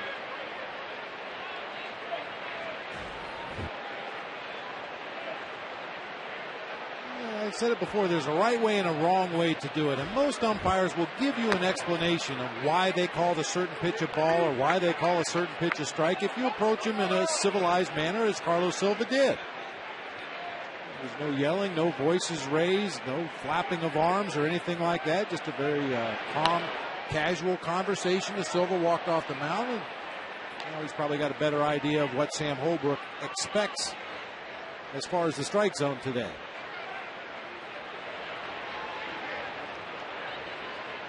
Jeff Gray continues to loosen in the bullpen, so he might be coming out in the sixth. That's lofted into shallow right center, and we'll get down for Derek's first hit of the day.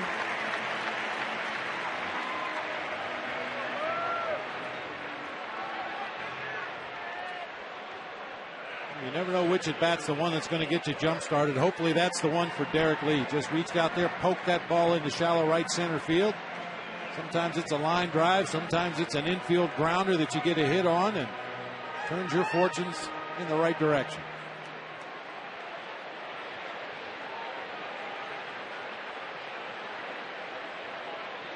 The funny thing though, Len, I've talked to a lot of hitters at the major league level about base hit Marlon Byrd. We'll get back to that in a second. And he'll get the second as Lee ends up at third. Softly placed down along the right field line. Marlon will take it. Couple of softly hit line drives to start this half of the inning for the Cubs. First Derek Lee into right center. Now Marlon Byrd right off the end of the bat on a very abbreviated swing, but great result. Now most hitters, when they're in a slump, they don't want to hit a home run. Not that they don't want to hit a home run, but they usually say home runs come at the end of a hot streak. They never come at the beginning of a hot streak. Usually your hot streak starts with a line drive, a ground ball that gets through. The tendency after hitting a home run is to realize, boy, that came really easy. I'm going to try to hit a home run next time.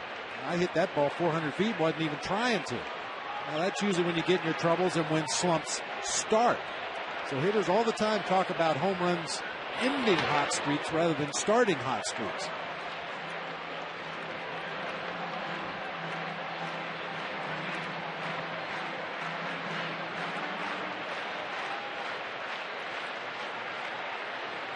More chances for the Cubs with runners in scoring position and fewer than 2 outs.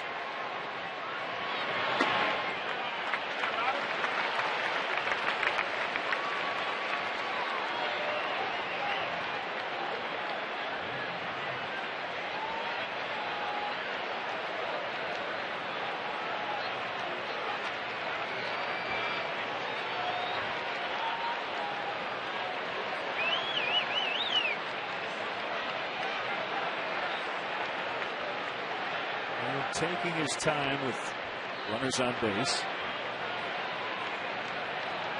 Now he's set. And here's the 2-1 to Ramirez. A bouncer up the middle. Lee is going to score. The throw is going to go to first. And Aramis with an RBI ground out. His 14th RBI. It's 5-3.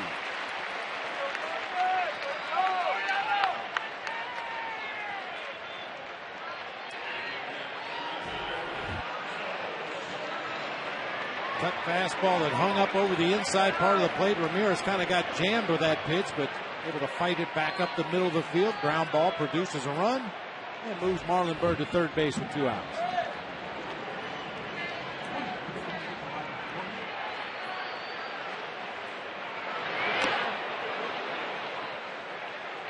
Might be the best fastball of the game we've seen from Dan Herron. Reared back there with a little anger. Threw that one 92 right past Soriano.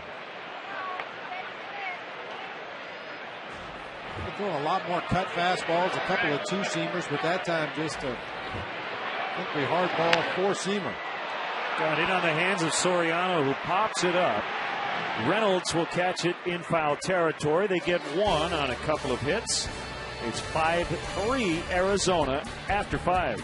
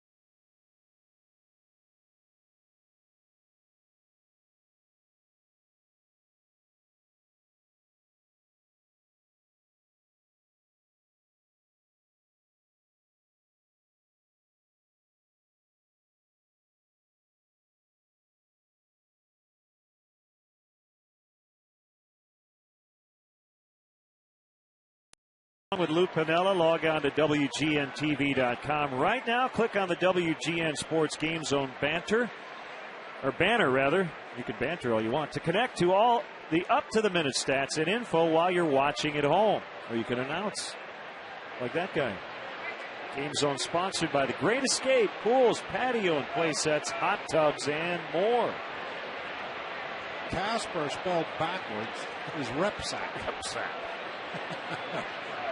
Bird with a double. He's part of a one-run fifth.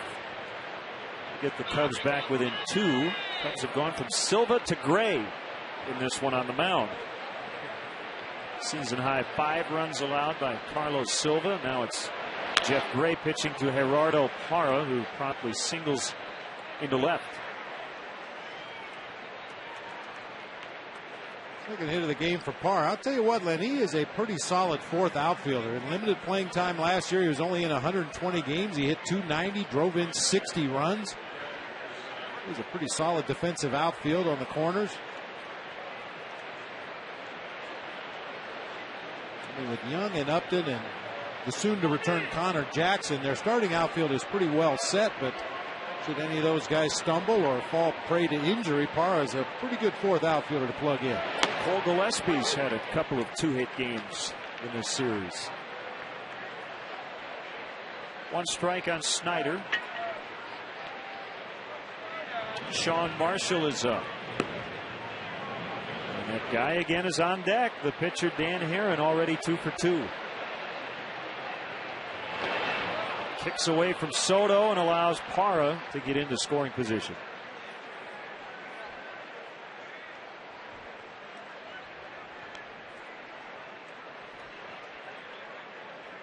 That's one of those ones that'll go on the score sheet as a wild pitch, but Soto just kind of reaches across to the backhand, tried to pick it cleanly out of the dirt rather than shift his body in front of that pitch.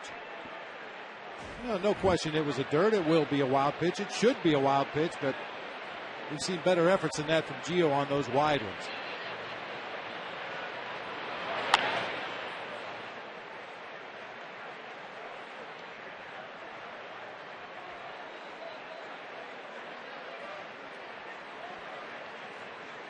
First year with the Cubs for Jeff Gray. As Bulls GM Gar Forman takes this one in. I have a feeling he's going to get a lot more texts now. Hey Gar, you're on TV.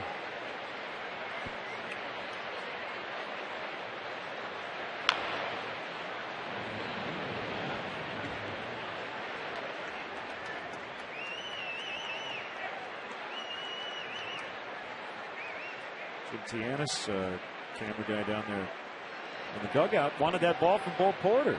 Hopefully they give it to a kid. Jimmy is a kid. And somebody just threw it back onto the field.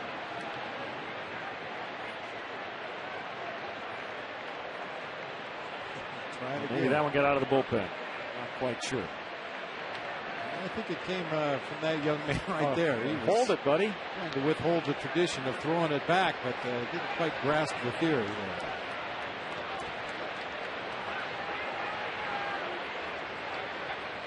The kick, the 1-2. It's up 2-2.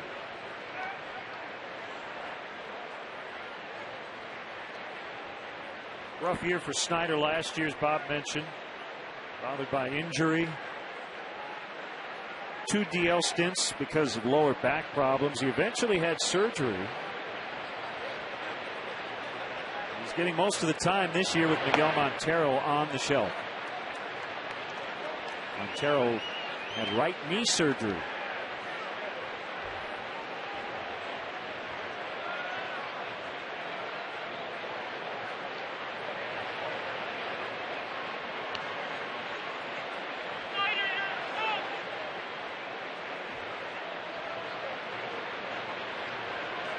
Payoff pitch. He struck him out.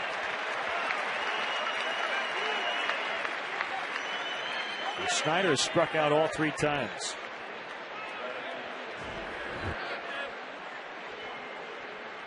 Jackson got away from Jeff Gray that time. A sailing fastball up and in, way out of the strike zone. That's kind of been the book on Snyder. He will chase those high heaters and couldn't catch up to that one.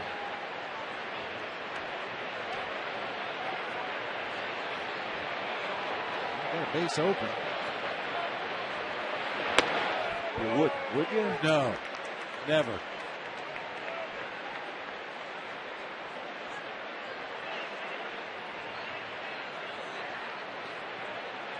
I think you called it earlier too, Len. Dan Herron, even though he's not at his best today on the mound, I think we're going to see him pitch deep into this ball game. Surrounded by Terrio. Finally get Herron. Runner holding at second, Parra. This Diamondbacks bullpen has been horrific in the early going this year. A major league worst 6.85 ERA. They've surrendered 14 home runs, and the slugging average against them nearly 500. So I think we're going to see Dan Herron work deep into this ball game.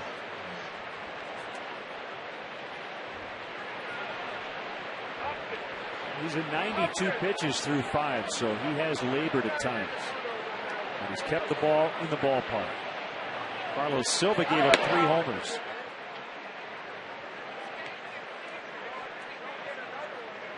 One 1-0 on Kelly Johnson. Well, Herron has already gone over the 100 pitch mark 4 times in his first 5 starts before today, including a high of 121 pitches against the Pirates, his second start of the season.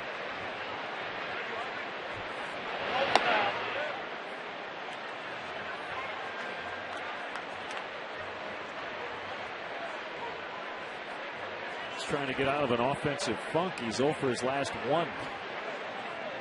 Can't move him down in the order any lower than he already is.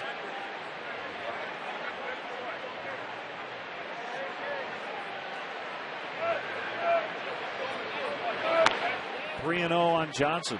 Upton would bat next.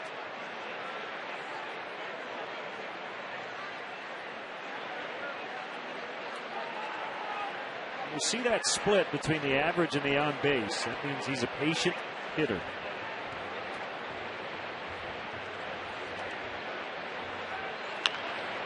And he goes after the 3-0 on a slicing fly. Will be run down by Soriano. Leadoff single wasted by the Diamondbacks. 5-3 they lead.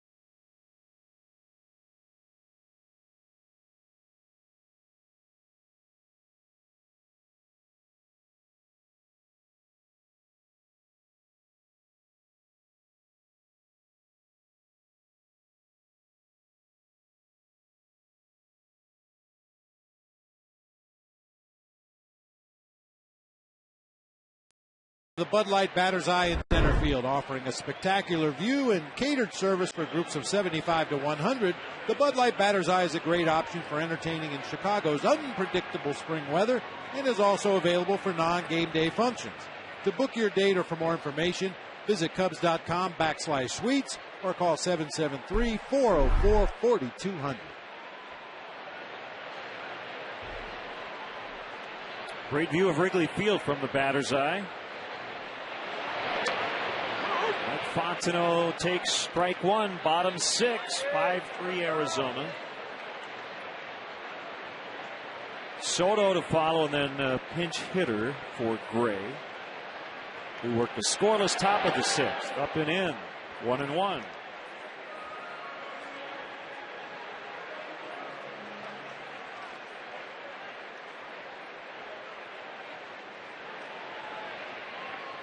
I totally agree with your assessment of how A.J. Hinch is going to use Dan Herron today. He's not a kid anymore. He's almost 30, but because of the way they're set up, without Brandon Webb right now, Herron clearly their ace. Golf deep to right. Upton's back on it, and he's going to make the catch right up against the wall for the out. But it's only May 1st. And the tendency is going to be to ride Herron as long as you can, but the Diamondbacks are going to have to be pretty judicial about it as they move along. Well, I think a lot of different things define the ace of the staff, as you see Fontenot flying to deep right field to Justin Upton. I mean, obviously you like your ace to win a bunch of games for you, have a low ERA, maybe be a big-time strikeout pitcher, but probably the most valuable asset an ace has is resting that bullpen, taking the ball, maybe extending your pitch count more than you're comfortable doing, but doing it because you know that's what your ball club needs. He's had 5 straight years of at least 216 innings pitched. It's the longest such active streak in the majors.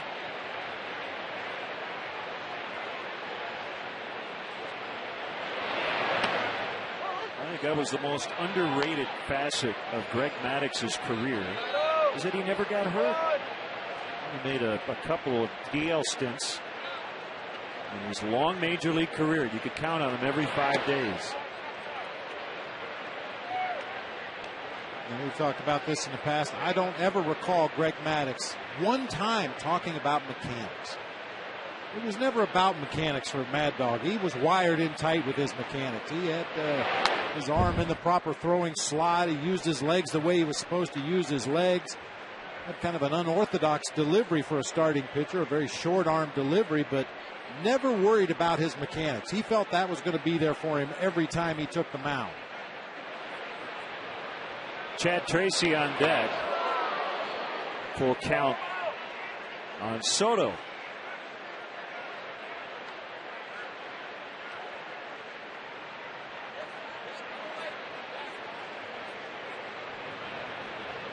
We'll see Sean Marshall in the 7th. We'll also see Vince Vaughn. He will conduct the stretch. Called strike 3. Let's step aside and see what's coming up on WGN.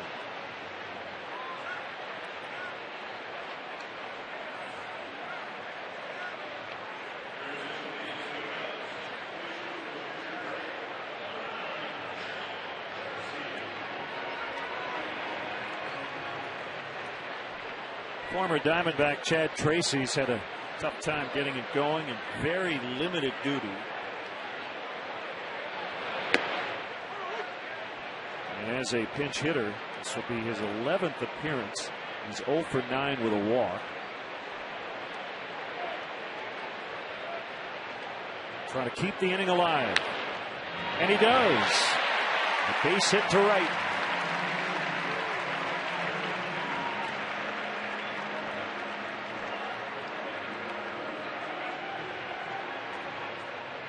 Has to feel good for Chad Tracy, coming up with a pinch hit base hit into right field against his former team. It is tough to get any kind of rhythm going offensively for a guy like Chad Tracy, who's been a starting player pretty much all of his career. Came to the Cubs this year as a bench player, can fill in at third, first, or the corner outfield spots, but used mostly as a pinch hitter in the early going and just hasn't really gotten the kind of rhythm going that he would like.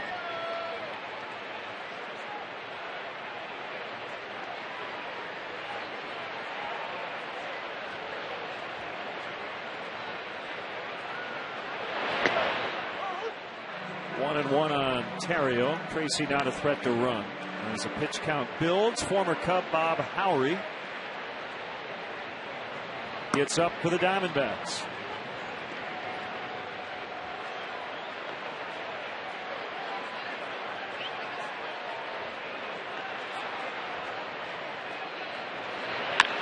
Theriot hits one hard into center. Tracy has to stop at second. A two-hit day for the Cubs shortstop.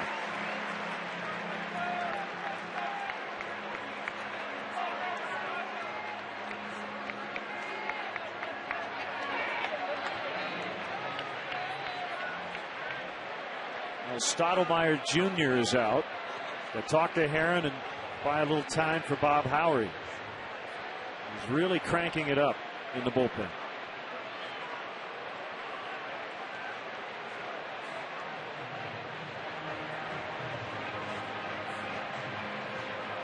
Possibly a little bit of a refresher course of the scouting report on Kosuke Fukudome, who's had a nice day already in this ball game. A couple of doubles and a soft line drive to second base. Maybe reevaluate how they're pitching Fukudome.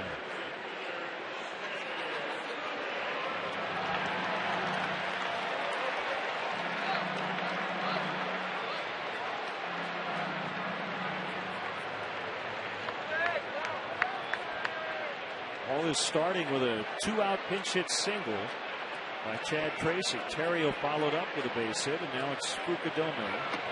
Strike one.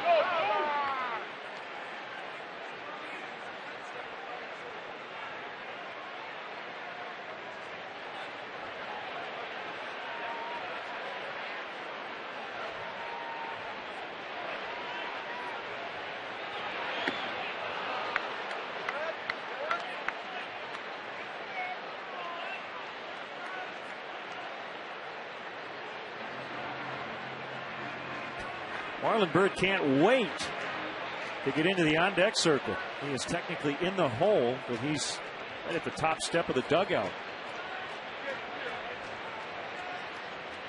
About the only place you can take a half practice swing in that dugout. Well, that got by everybody, and fortunately, that hard carom went over the glove of Snyder. He might have had a shot at Tracy at third.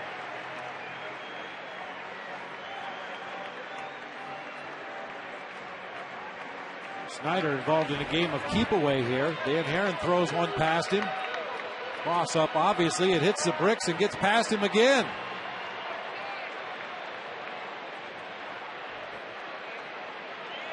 Yeah, I think right there, if he comes up with a cleanly, at least they have a play on Chad Tracy at third. Not sure if they would have gotten him or not. That's definitely one to file away for future reference, so that ball came back like a rocket. And a pop-up. And Reynolds backpedaling, making the grab, and that's the inning. They fail to score, leave two in scoring position. It's 5-3 Diamondbacks.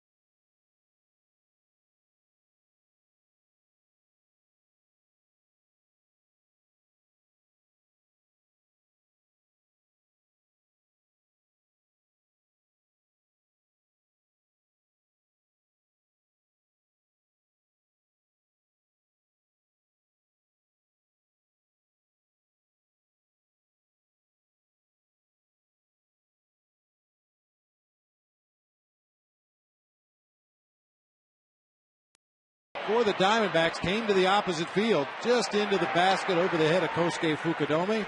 Only BMW offers ultimate service. Buy a BMW now and pay zero maintenance costs for 4 years or 50,000 miles, whichever comes first.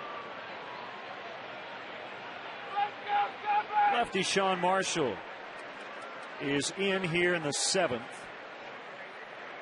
We do not expect to see Carlos Zambrano today after appearing yesterday.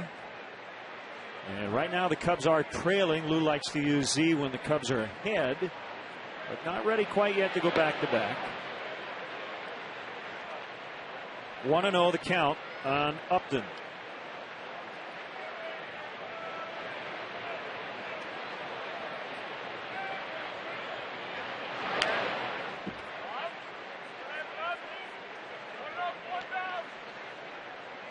White Sox are leading at New York 5-1 in the bottom of the 5th. Derek Jeter with a big night last night as the Yankees took game 1. So a great note from Joel Sherman in the New York Post.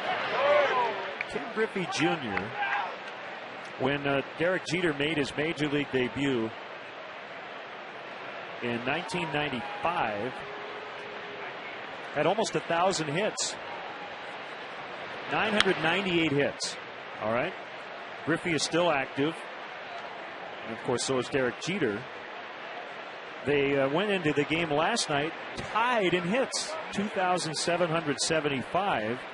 Jeter has now taken the lead and will probably remain the leader actively until he retires. So he was about 1,000 hits behind Ken Griffey Jr., and he caught up to him. Obviously, Jr. suffered a series of injuries towards the latter part of his career. Jeter plays every day and hits every day. Just missed. 2-2.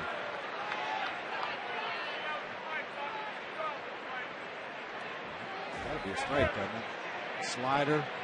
The Geo catches maybe a little bit off the inside corner, but remember, it's not where the catcher catches it, it's where it crosses the front of home plate.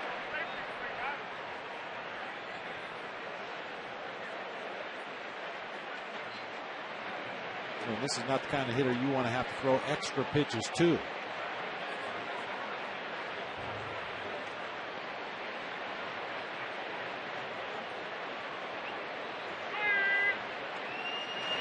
Swing and a miss. He struck him out on a fastball. Visit the official online shop of the Chicago Cubs at Cubs.com. Browse the largest selection of official gear, including the latest apparel, nostalgic memorabilia, and authentic classics for the whole family. Get your gear from the official source, the Cubs.com shop. Accept no substitutes. Dandy curve for a strike on Drew.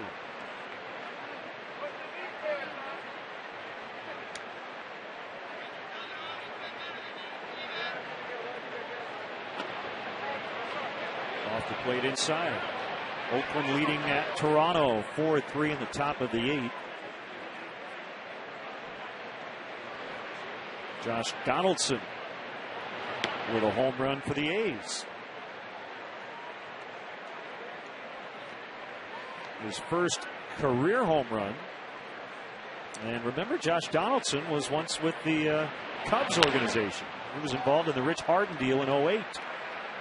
Bird will take it. 2 outs.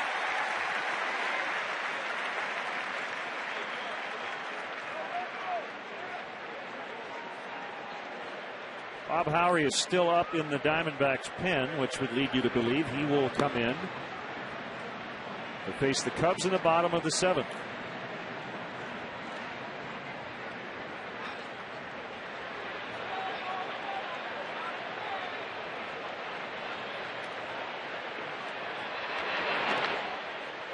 All 1 on Mark Reynolds. Vince Vaughn ready for the 7th inning stretch.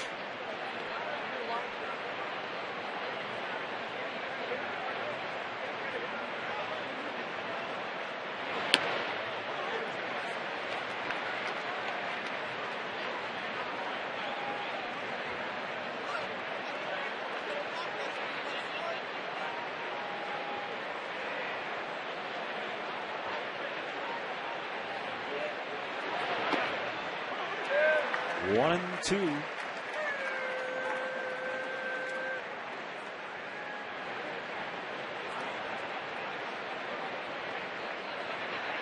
Reynolds with 2 home runs today. First 2 career homers at Wrigley Field.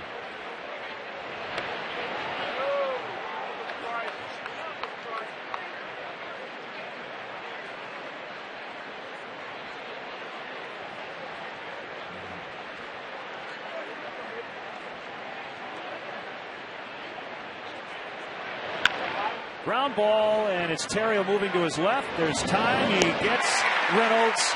Here comes Vince Vaughn. The out of the ball game is actor and Chicago native Vince Vaughn. All right, Cubs fans, we can still do this. Let me hear you. A 1, a 2, a 3. Take me out to the ball game. Take me out to the crowd. Buy me some peanuts and Cracker Jacks.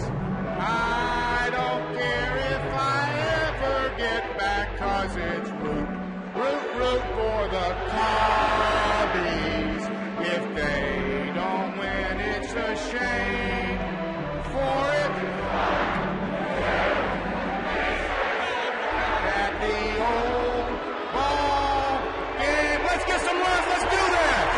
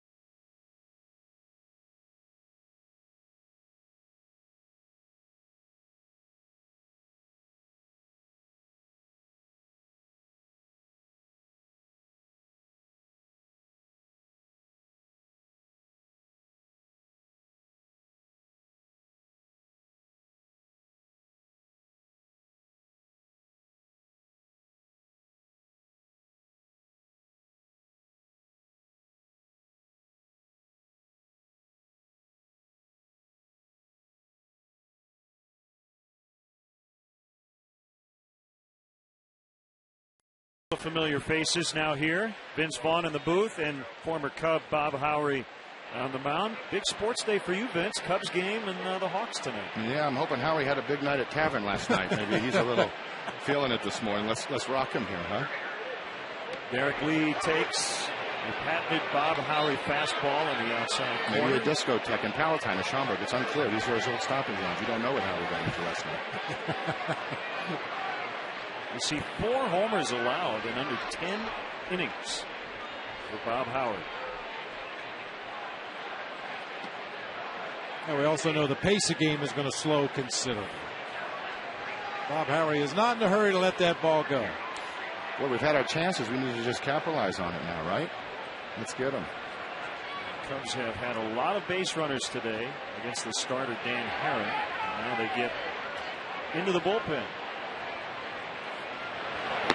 Way outside that time. It's 2-1. We got 4 hits that one inning, right? With the 1 run. Great hand for Vince Vaughn. And the first pitch, you've thrown out a few of those. That one was a little high. As long as it gets there in the air, that's all that matters. Don't bounce it. That's the thing. Well, both strikes, Bob, have been painted on the outside corner. Well, Bob Howery just lives out there. He has not changed his approach on the mound since he got to the major leagues. He pounds that 4-seam fastball to the outside corner. He'll throw an occasional slider out in that same direction, but rarely will he throw a pitch from the middle of the plate in. Took the words right out of my mouth. That was my scouting report. Exactly. Outside, 3-2. Come on, Bob. Let's get something started here. We got this. We'll steal the analysis from Vince. No, that's all right. We're a team. You know what I mean? We're in it together, gentlemen. You know that. In our production meeting before the game, we talked about Bob Howery. That's right. I scouted him off the PlayStation.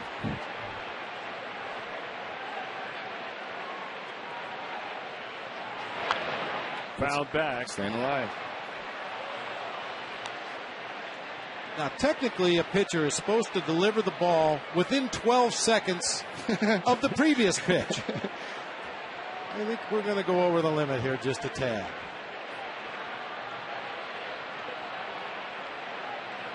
Good thing Joe West is not working the plate today.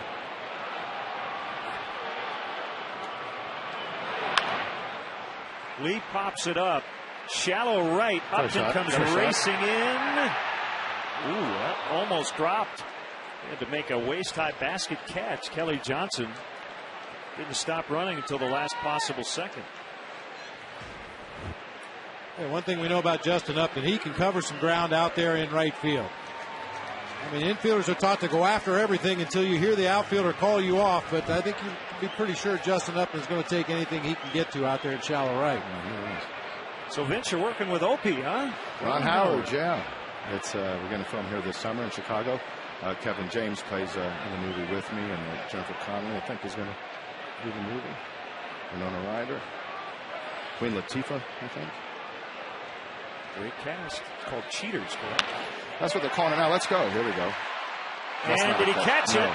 No. It was trapped by Parr. That's a base hit for Marlon Byrd. Well, he has 2 hits today. He's been doing great. He's off to a great start. He's been a great addition. No question. A little top spin on that line drive. Parra tries to come in and sell the fact that he got the glove underneath the baseball, but we could clearly see up here it bounced off the turf and then into the glove. Mike DeMuro at second base not buying it. Here's Ramirez. He represents the tying run. This is a 2-run shot, right? Let's just. Well, as you mentioned, the Cubs have wasted chances. They're 2 for 11 with runners in scoring position. Not the case here. The Bird is on base. Well, you would think all these Cubs hitters would know Bob Howery like the back of their hand. They played behind him here in Chicago. They know his MO. They know what he likes to do.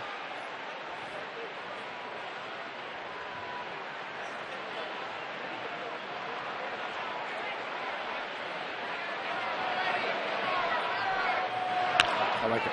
Line right at Reynolds for out number 2. He hit it hard, but right at the third baseman. And Vince, you got married. Congratulations. Thank you. How does it feel? It feels good. You know, I was ready to do it, so that makes it easier. So we're hoping we're ready. Yes. Been a nice girl, so I'm excited. Thank you. Well, Vince, I give this advice to all newly married gentlemen. And yeah, please. Even though you're a big Hollywood star, I think you may find it comes in handy from time to time. Practice this phrase. Yes, dear. You're right. I'm sorry. Yeah, I've learned that one early, so that's I'm going to stick with that. Did anyone crash the wedding? That's what we wanted. No, I had no crashes. Outside on Soriano. Yes, dear, you are absolutely right. You're absolutely right. No, I am no question. I'm sorry. There's Yeah. got to be an apology in there somewhere. Those words don't come easy. You gentlemen know that. Come on, Soriano.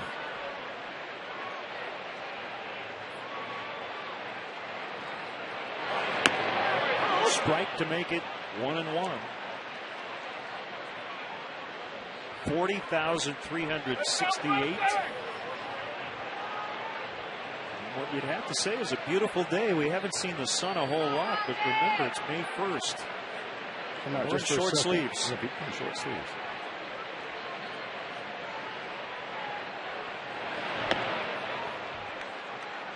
Two and one. Now, there was a rare inside two-seam fastball. Just probably to set up the next pitch away. I don't think he meant to throw that pitch that close to the strike zone. Mike Fontenot on deck.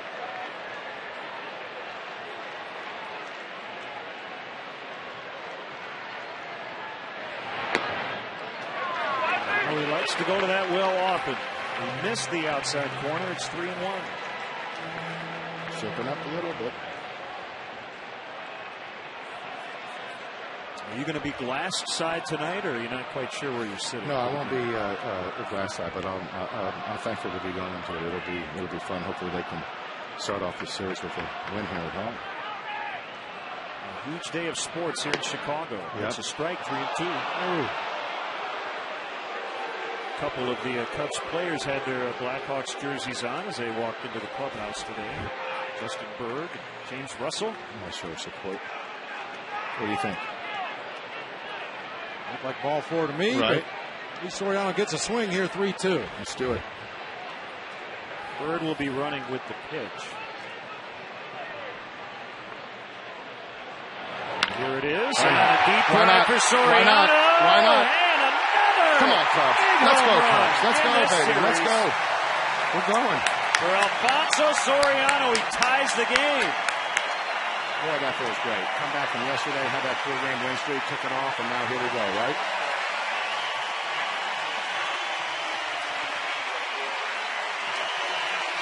A 5-5 tie.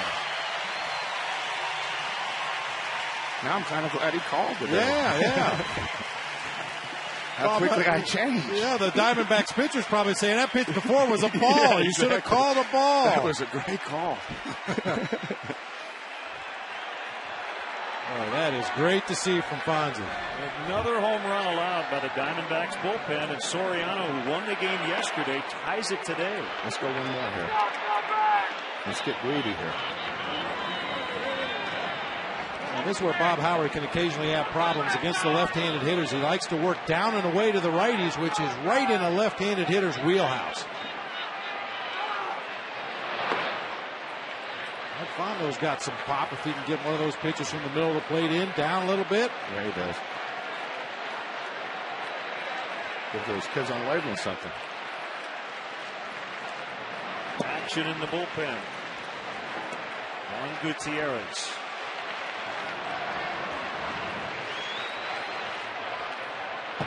One, two. Well, what did you say? We can do this. We can do this. That's what you said. We can get it done, and once more, we got to get it done, right? You should keep a tally of how many Cubs runs have scored when you've been in the booth in the bottom of the seventh. Cubs have never lost.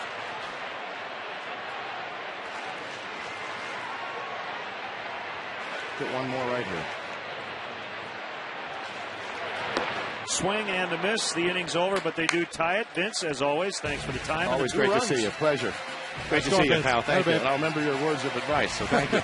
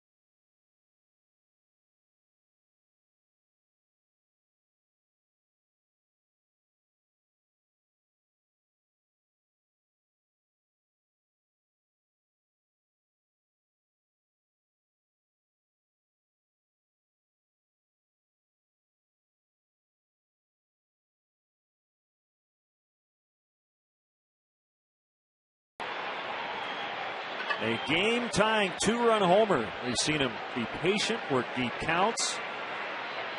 And on a 3-2 from his former teammate, He tied it up, so we're in the 8th, 5-5.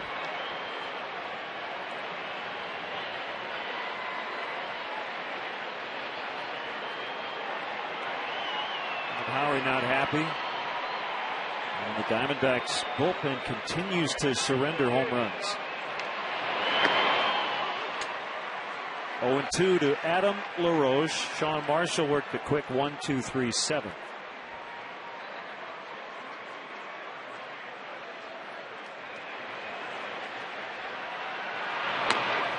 I don't want to let the day get away before we congratulate Peoria Chiefs righty Nick Struck, who threw a rain-shortened 5-inning no-hitter for Peoria, the 7th no-hitter in Chiefs history. Very close, 2-2.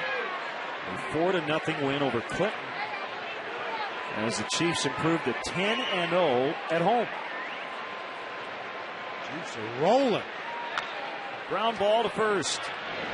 Marshall will cover. It goes 3-1.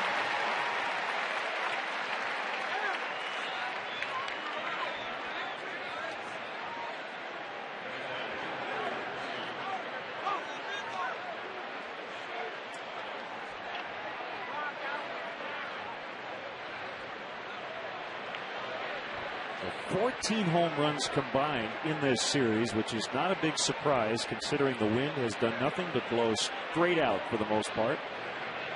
A little bit to left, left center, but mostly straightaway center.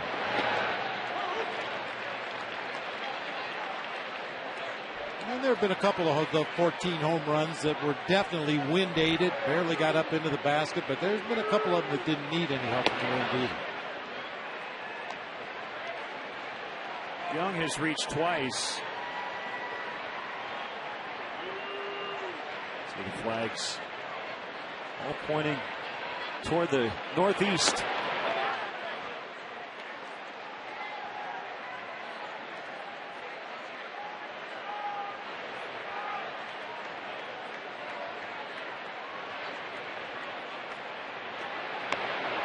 Three balls and a strike on Chris Young.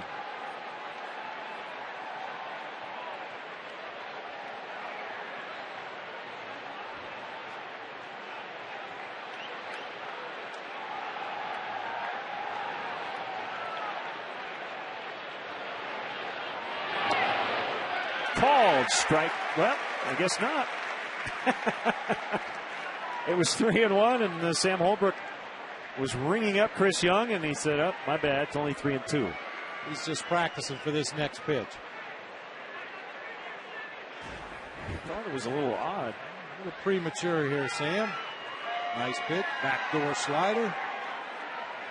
It was so good that counts for 2 strikes.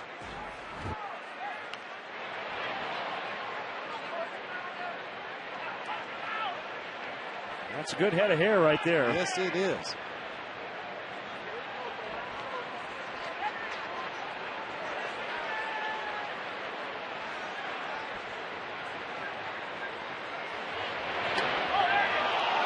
Ball 4, a 1-out walk. Had to go to that back door with the big breaking ball after dropping the slider in there for a called strike 2. This is the big 12-6 curve ball just off the outside corner.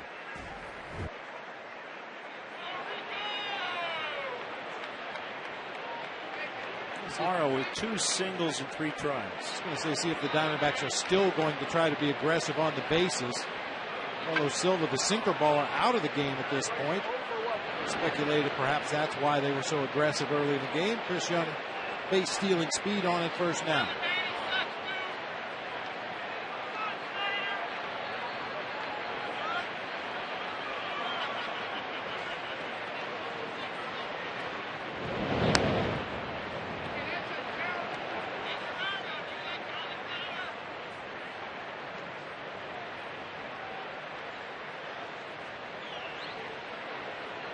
Young was caught back in the 4th. Still has not read Marshall's move yet. A little unsure as Marshall went to the plate. 1 ball, no strikes. Well, sometimes the good base stealers will play some games with a pitcher out there. Call it a one-way lead. You get out there and take your maximum lead and then take one more step. And every time Sean Marshall picks up his foot, you break back to first base, even if he's delivering the ball home. And if you can really sell it with your body language, like you can't get a good read on his move to first base, then on your next leadoff, you shorten it up a couple steps and take off for second base on the first move.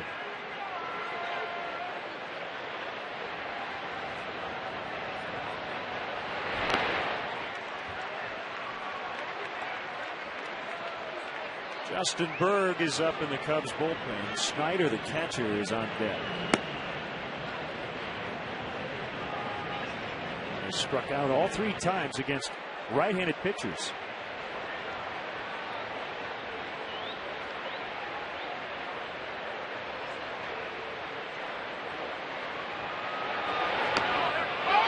One, two. This has to be a tough at bat for a left-handed hitter against Sean Marshall. Not only does he throw pretty hard, but that breaking ball is the great equalizer. Your first instinct is to get out of the way. That ball's coming right at your front shoulder and then sweeps down across the strike zone for a strike.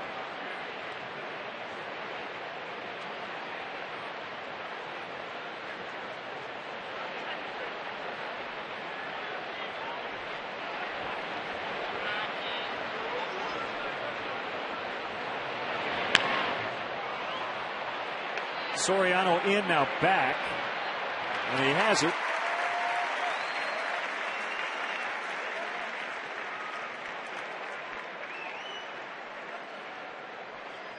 Well, if Chris Young is deking Sean Marshall, he's a great actor. Yeah. He doesn't look very comfortable at first base with his lead.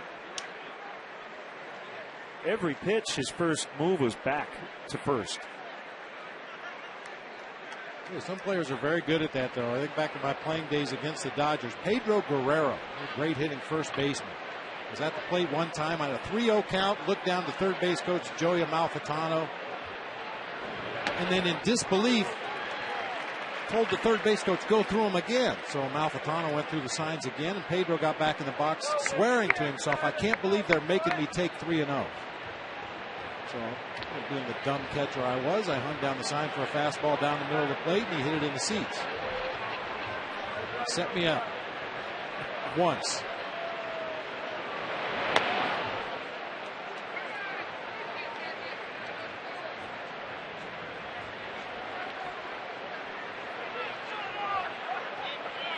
Snyder looking down at Bo Porter for a long time.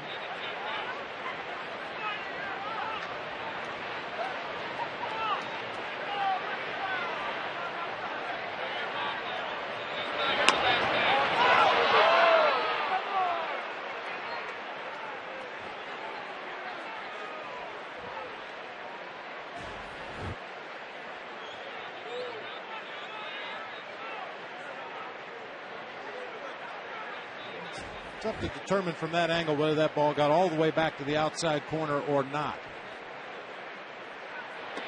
That one.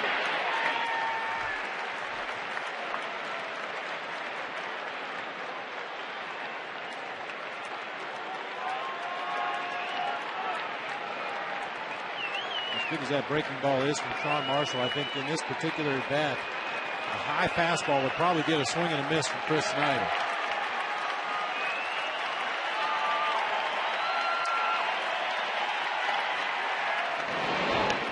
Check on Young over at first. Yeah, you're right, Lynn. I just don't think he has gotten any kind of a read on Sean Marshall so far. He's going to run. He may just have to guess and take off on first movement.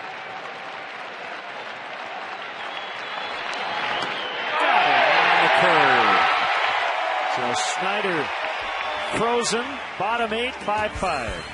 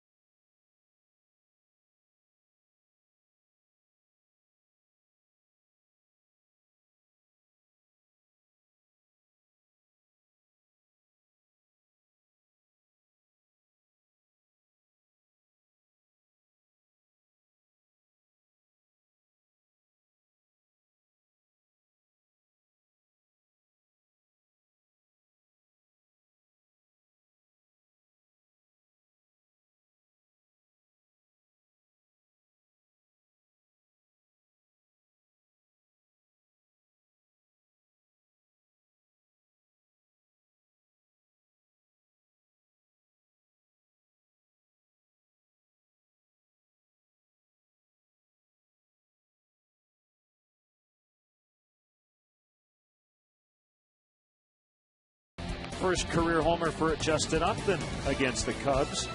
Fukudome, Terrio, Bird, and Soriano all with multi-hit performances. Soriano tied it with a homer in the 7th. Visit your Honda dealer. Test drive a 2010 Honda CR-V. Cole Gillespie comes in as part of a double switch. He will bat first. He'll lead off the 9th.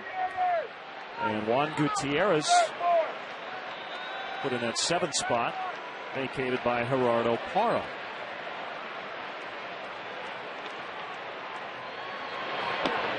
Low and away on a breaker to Soto. See Xavier Nady in the background. He'll pinch hit for Sean Marshall, who was excellent in 2 scoreless innings.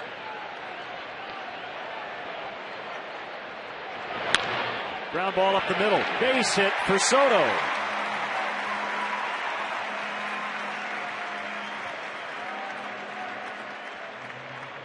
A little bit of an overshift on the infield for the Diamondbacks that time, and it bit him. Stephen Drew was shaded way over in the hole between third and short, and Soto just grounded one right back up the middle of the field for a base hit.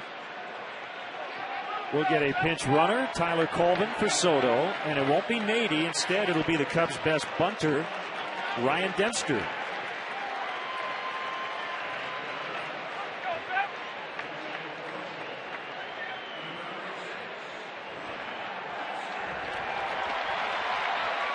This will be his toughest chance to put down a sacrifice bunt so far this season. Even though he's been up to the plate in obvious bunt situations before, there's no doubt about it. When you send a starting pitcher up there to pinch hit, there's only one thing on his mind right now. Get that ball down on the ground. Move the runner on.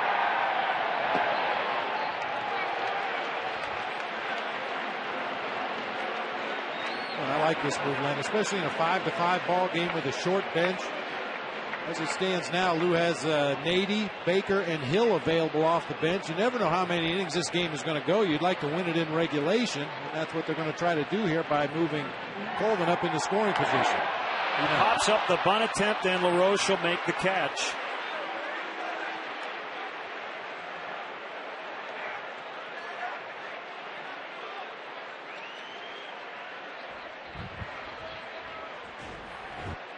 This is really surprising. Ryan Dempster's so adept at putting down those sac bunts. A little extra hop on that 4-seam fastball up in the zone from Gutierrez. That's what most organizations want their pitchers to do in an obvious bunt situation. Throw a high fastball and hope that that batter pops it up in the air like Dempster just did.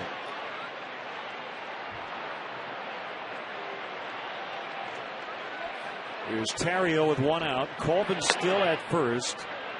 Ball 1. Gutierrez filled in as Arizona's closer over the final month of last year after Chad Qualls went down with a knee injury.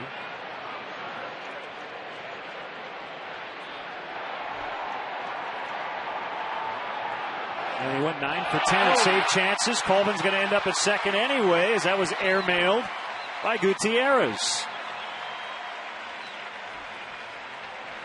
Well, that's a huge play.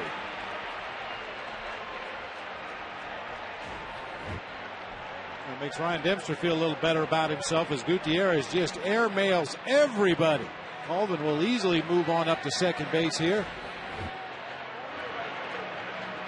That could potentially be the second game-changing error by an Arizona pitcher. Yesterday it was Rodrigo Lopez who dropped a pop-up.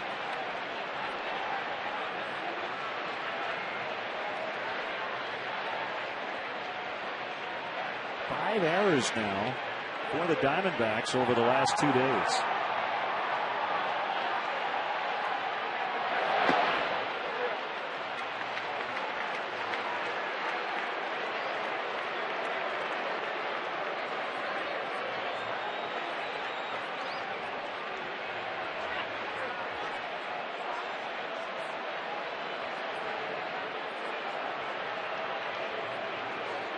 Gutierrez gets a sign, and the 2-0 to Terrio is hit foul. And if you're Mike Quade, you're thinking back to the advance reports, the strength and accuracy of the throwing arms of the Diamondbacks outfielder as Carlos Marmol begins to crank it up. Gillespie just came into the ball game in left, Young in center, Upton in right. All three strong throwing arms, especially Upton in right field, and all three very accurate.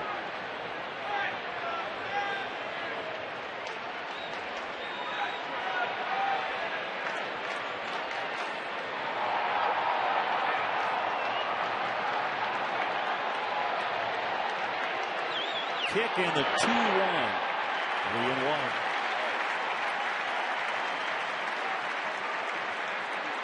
A.J. Hinch does not have a lefty up for Fukudome because he doesn't have any in his bullpen.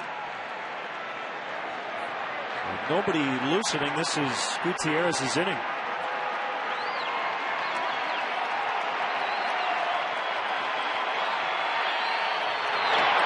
He walked him.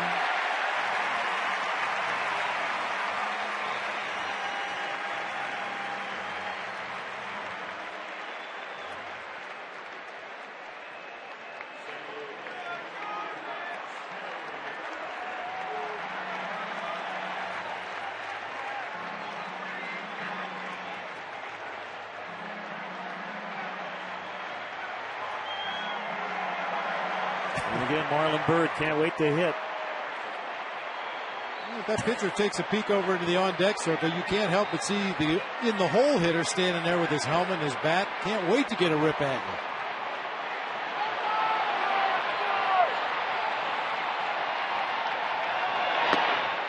you. Low for ball one.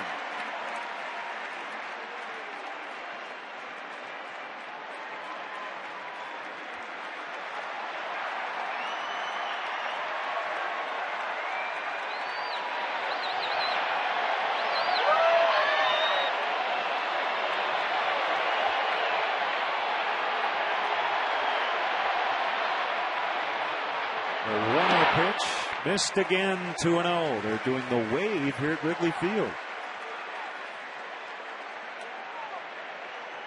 What all the commotion was, that's what it is. We've seen some aborted attempts at a wave, but this one's kind of taken on a life of its own. The 2-0 to Fukudome. That one's low. The wave is obviously bothering Gutierrez terribly out there on the mound. He just can't find the strike zone right now. He's probably in shock seeing the wave go around Wrigley Field.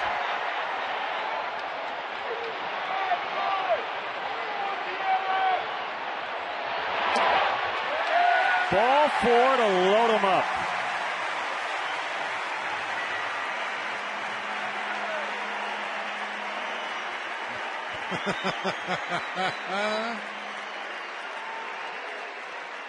Wave busters.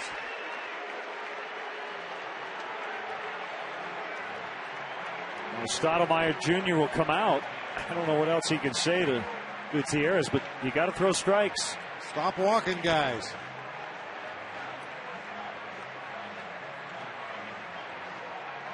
Derek Lee coming up.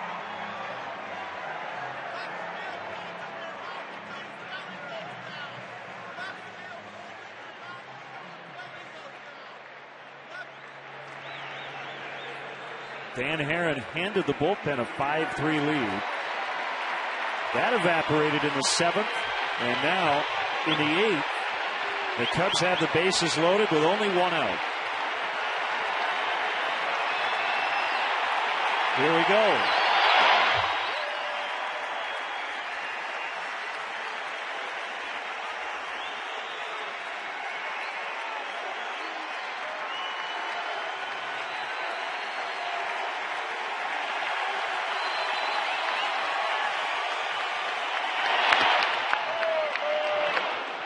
We went from a wave to high tide. Everybody on their feet now. Oh, what a time to bust out for Derek Lee right here.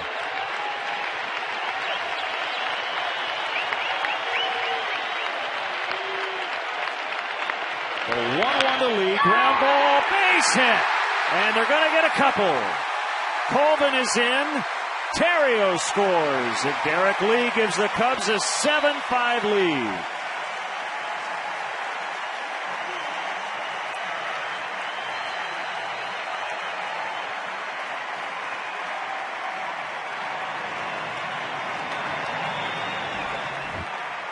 finally, D. Lee finds a hole on that left side of the infield.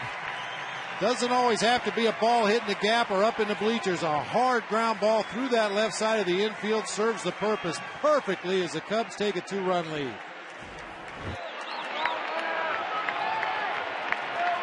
This is their first lead of the day. It comes in the bottom of the 8th.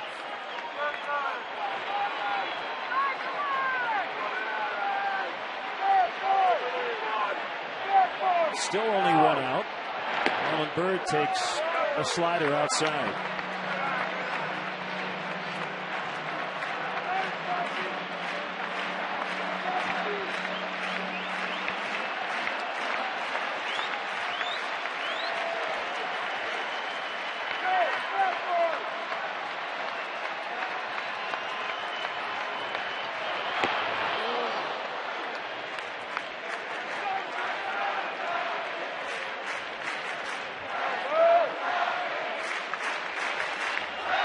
They raced a couple of 3-run deficits yesterday. They've done the same here today. At one time, it was 5-2.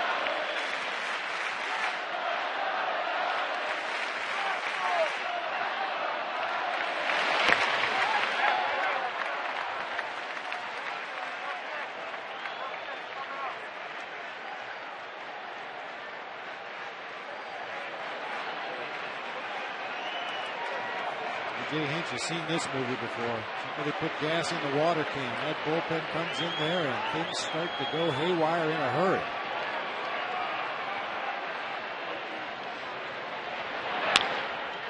To third, and Reynolds will throw to second. No relay by Johnson.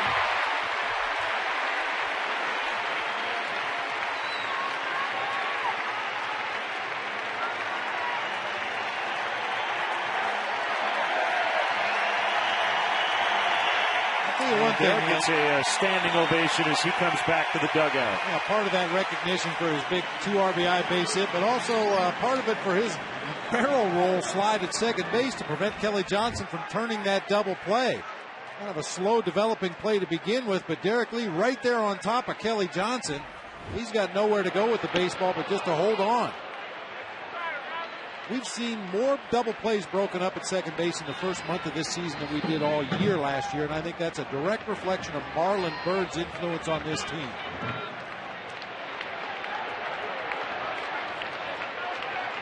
Oh, 1 on Ramirez.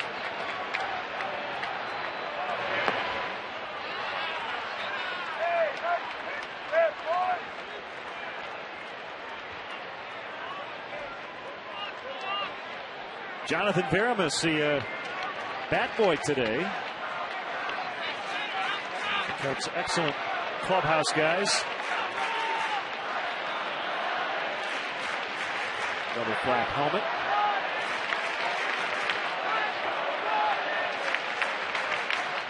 Byrd takes off for second. No throw by Snyder.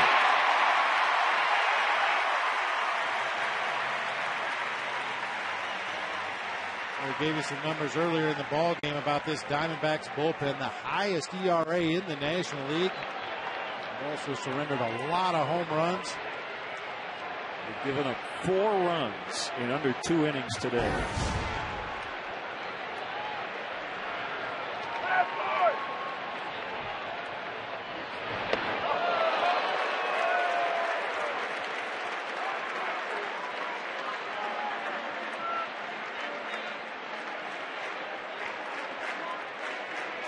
Carlos Marmol will have to face Cole Gillespie, Kelly Johnson, and Justin Upton in the 9th.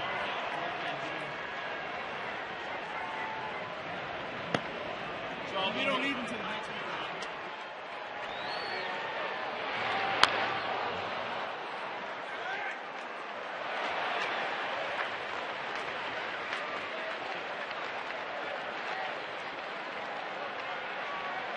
You need your high-paid stars to come through a lot, and today that's happened. Soriano with a game-tying 2-run homer. Derek Lee with a go-ahead 2-run single.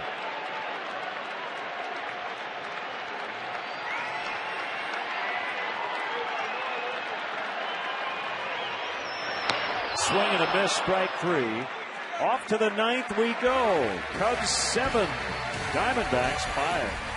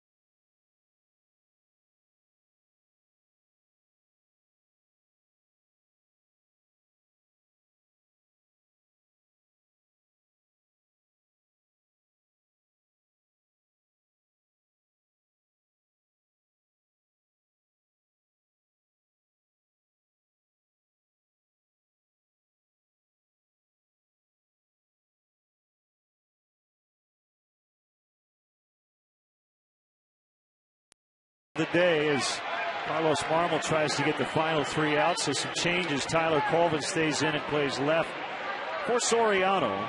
Coy Hill catches. Soto removed for a pinch runner in the 8th. It's been a while for the closer in a save spot.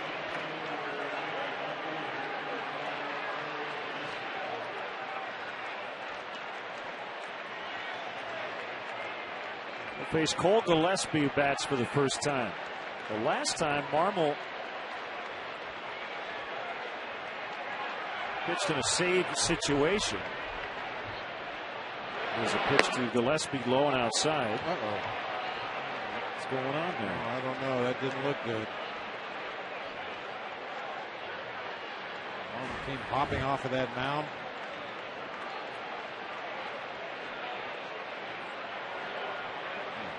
The right ankle when he finished his follow through. That right foot comes around and looked like he rolled over on that right ankle just a little bit.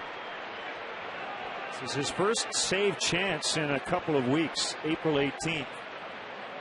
And he blew his first save of the year after 3 straight. It was against Houston. Bad landing spot for Marmol.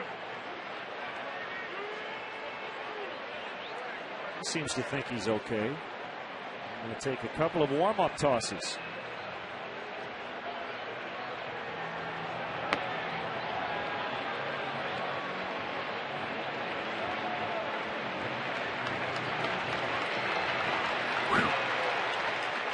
Take a deep breath after that one. I'll tell you, any manager in the major leagues, when you see your closer come into the ball game and staggering off the mound awkwardly the way Marmol does, boy, that'll make you catch your breath.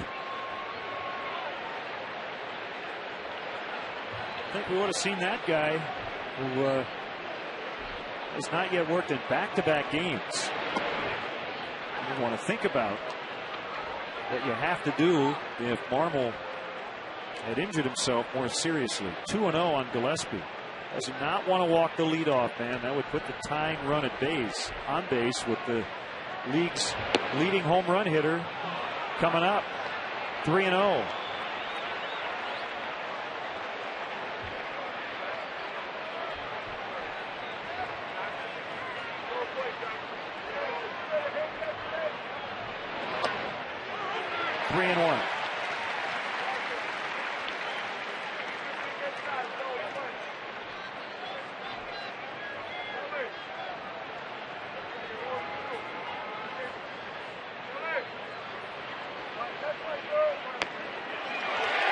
slider, strike 2.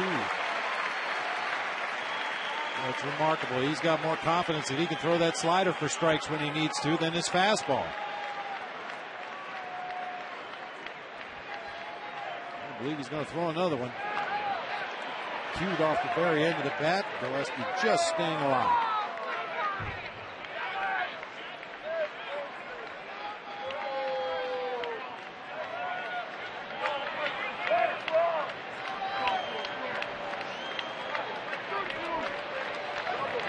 Another important 3-2 pitch. Tap foul.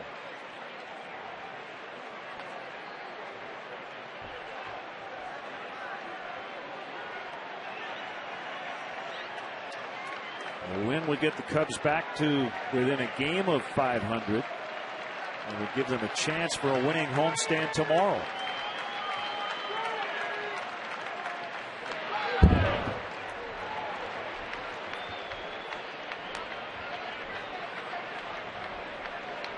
After the 3-1 pitch, all sliders so far here to Gillespie. A couple of mistakes up in the zone that he fouled straight back.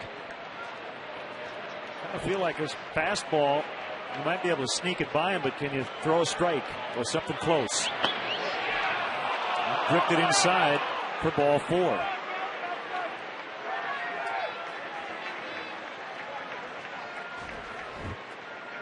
He did go to the fastball finally after a series of foul balls on the slider. Unfortunately, just couldn't get it in the zone.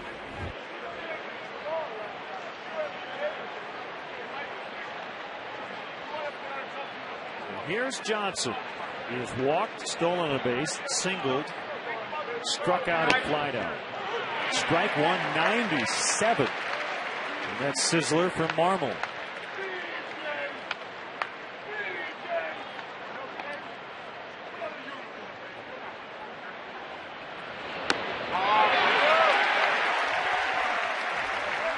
Nothing in 2.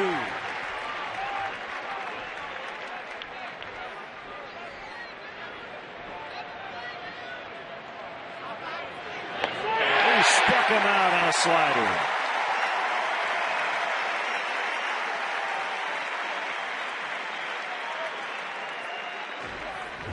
You've seen Marmol do this many times. Struggle to find his command to the first hitter he faces in the ball game, and then come right back and throw some of his best stuff to the next hitter.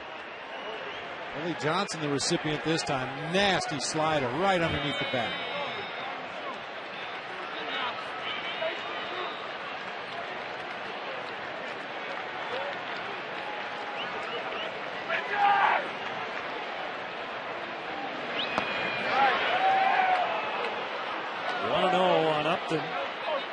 Good pitch. Wow.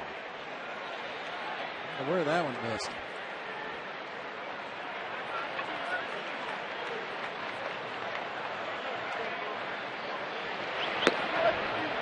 Two 2-0, 3-3. The Reds just tied the Cardinals in the 8th.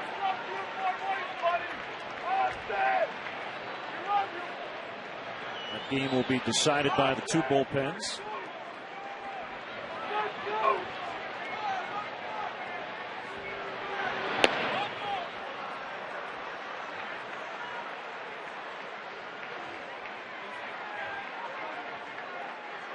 Stephen Drew on deck.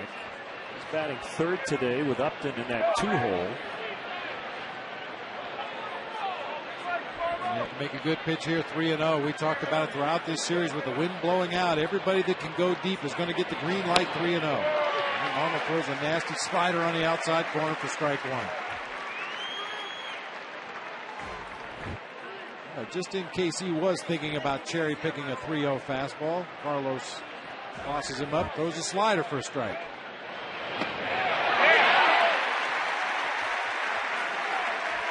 Three and 2, he's back in it.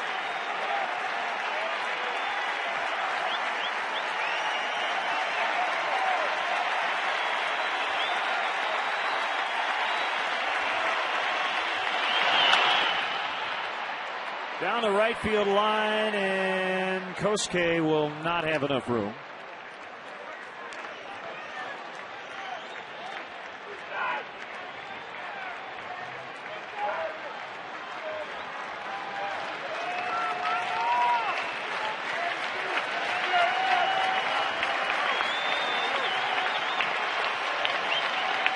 Nobody's put a ball in play yet. A walk and a strikeout.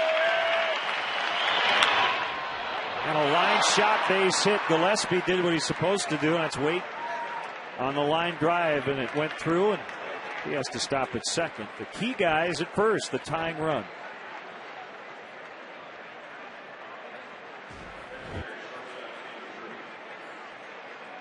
The slider, that one stayed up and out over the plate for Justin Upton, just lined it right back through the middle of the field.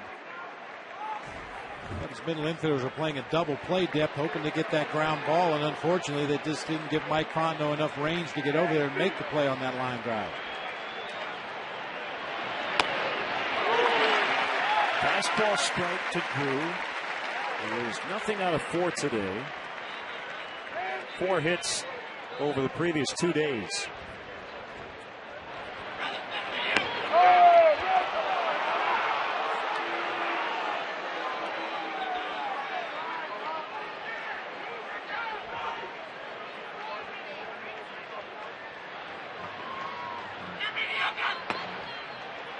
Two and one.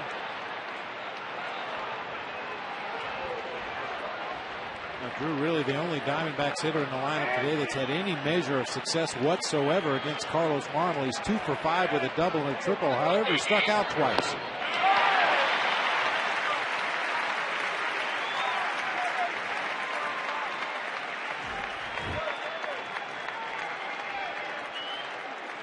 Throws that slider so hard in the mid to upper 80s. Good downward movement very late as it gets into the hitting zone. 2-2 on the way. Swing and a miss. Marmol's 1 out away.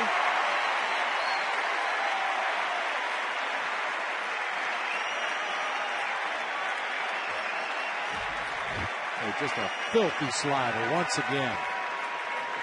And you can go up to the plate and guess slider and still not hit it.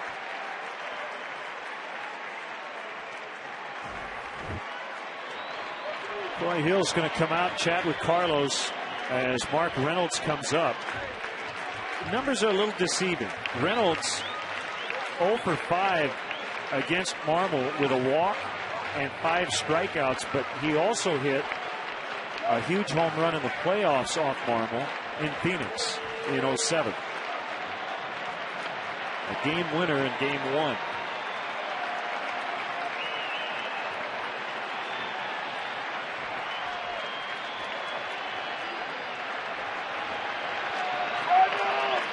So power against power here. Power slider against Mark Reynolds, who can hit the ball a long way already with 2 home runs.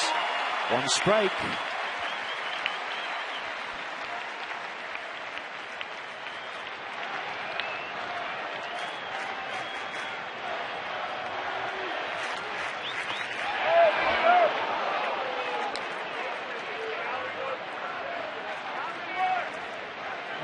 Even if you know the Marmol slider's coming, it's still tough to hit, but you know how I feel about this. Troy Hill's just giving 1 sign to Marmol with the runner at second base.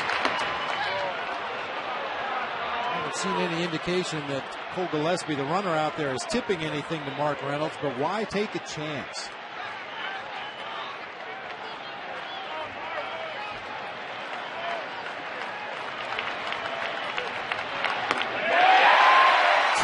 Two.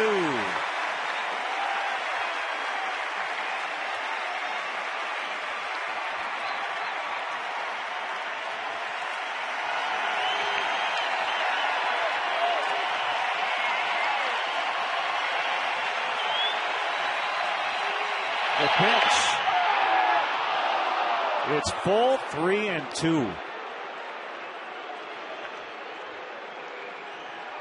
How do you take that pitch? Front door slider starts right at the right-handed hitter.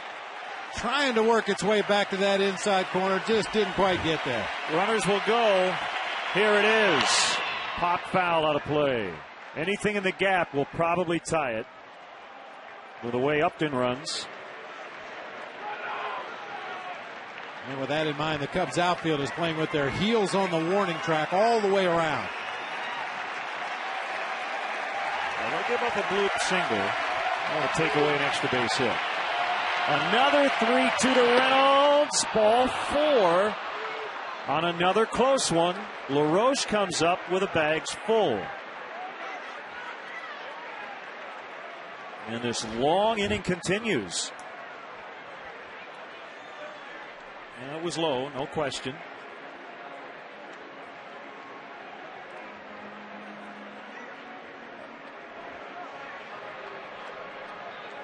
Reynolds is so hungry to hit, especially with runners in scoring position, or if he has a chance to tie or give his team a lead. I'm surprised he didn't take a hack at that one.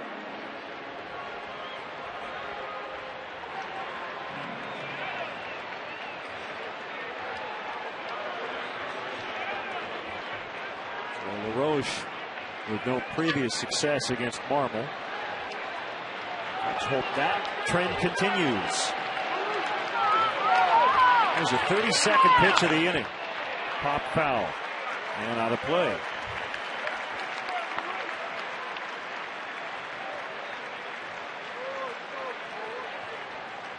This type of day may make Carlos Zambrano the closer tomorrow. There's Marmol laboring.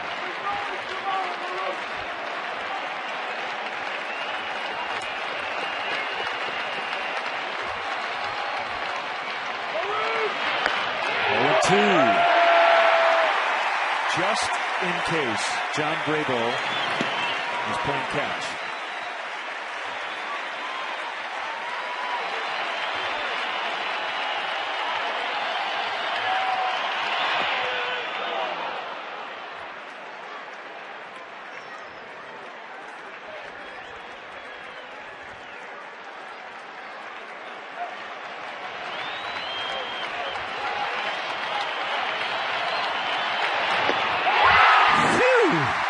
Cubs win.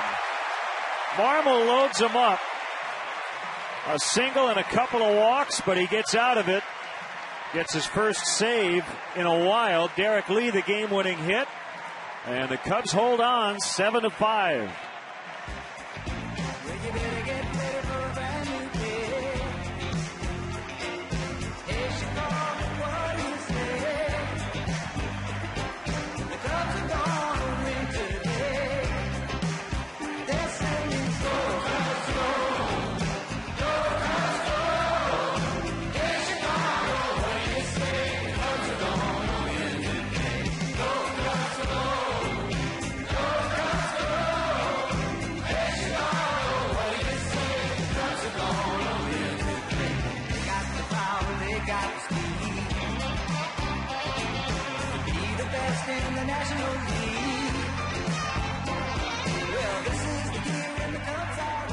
The Diamondbacks put one ball in play that entire inning. That was the Upton hit. Everything else was a walk or a strikeout. That's kind of what we're used to seeing when Carlos Marmol comes into the ballgame. Occasionally he will pitch himself into trouble with his command, but more often than not he's able to get out of it with his stuff. That's 2 in a row for the Cubs, 3-3 on the homestand. The final 7-5.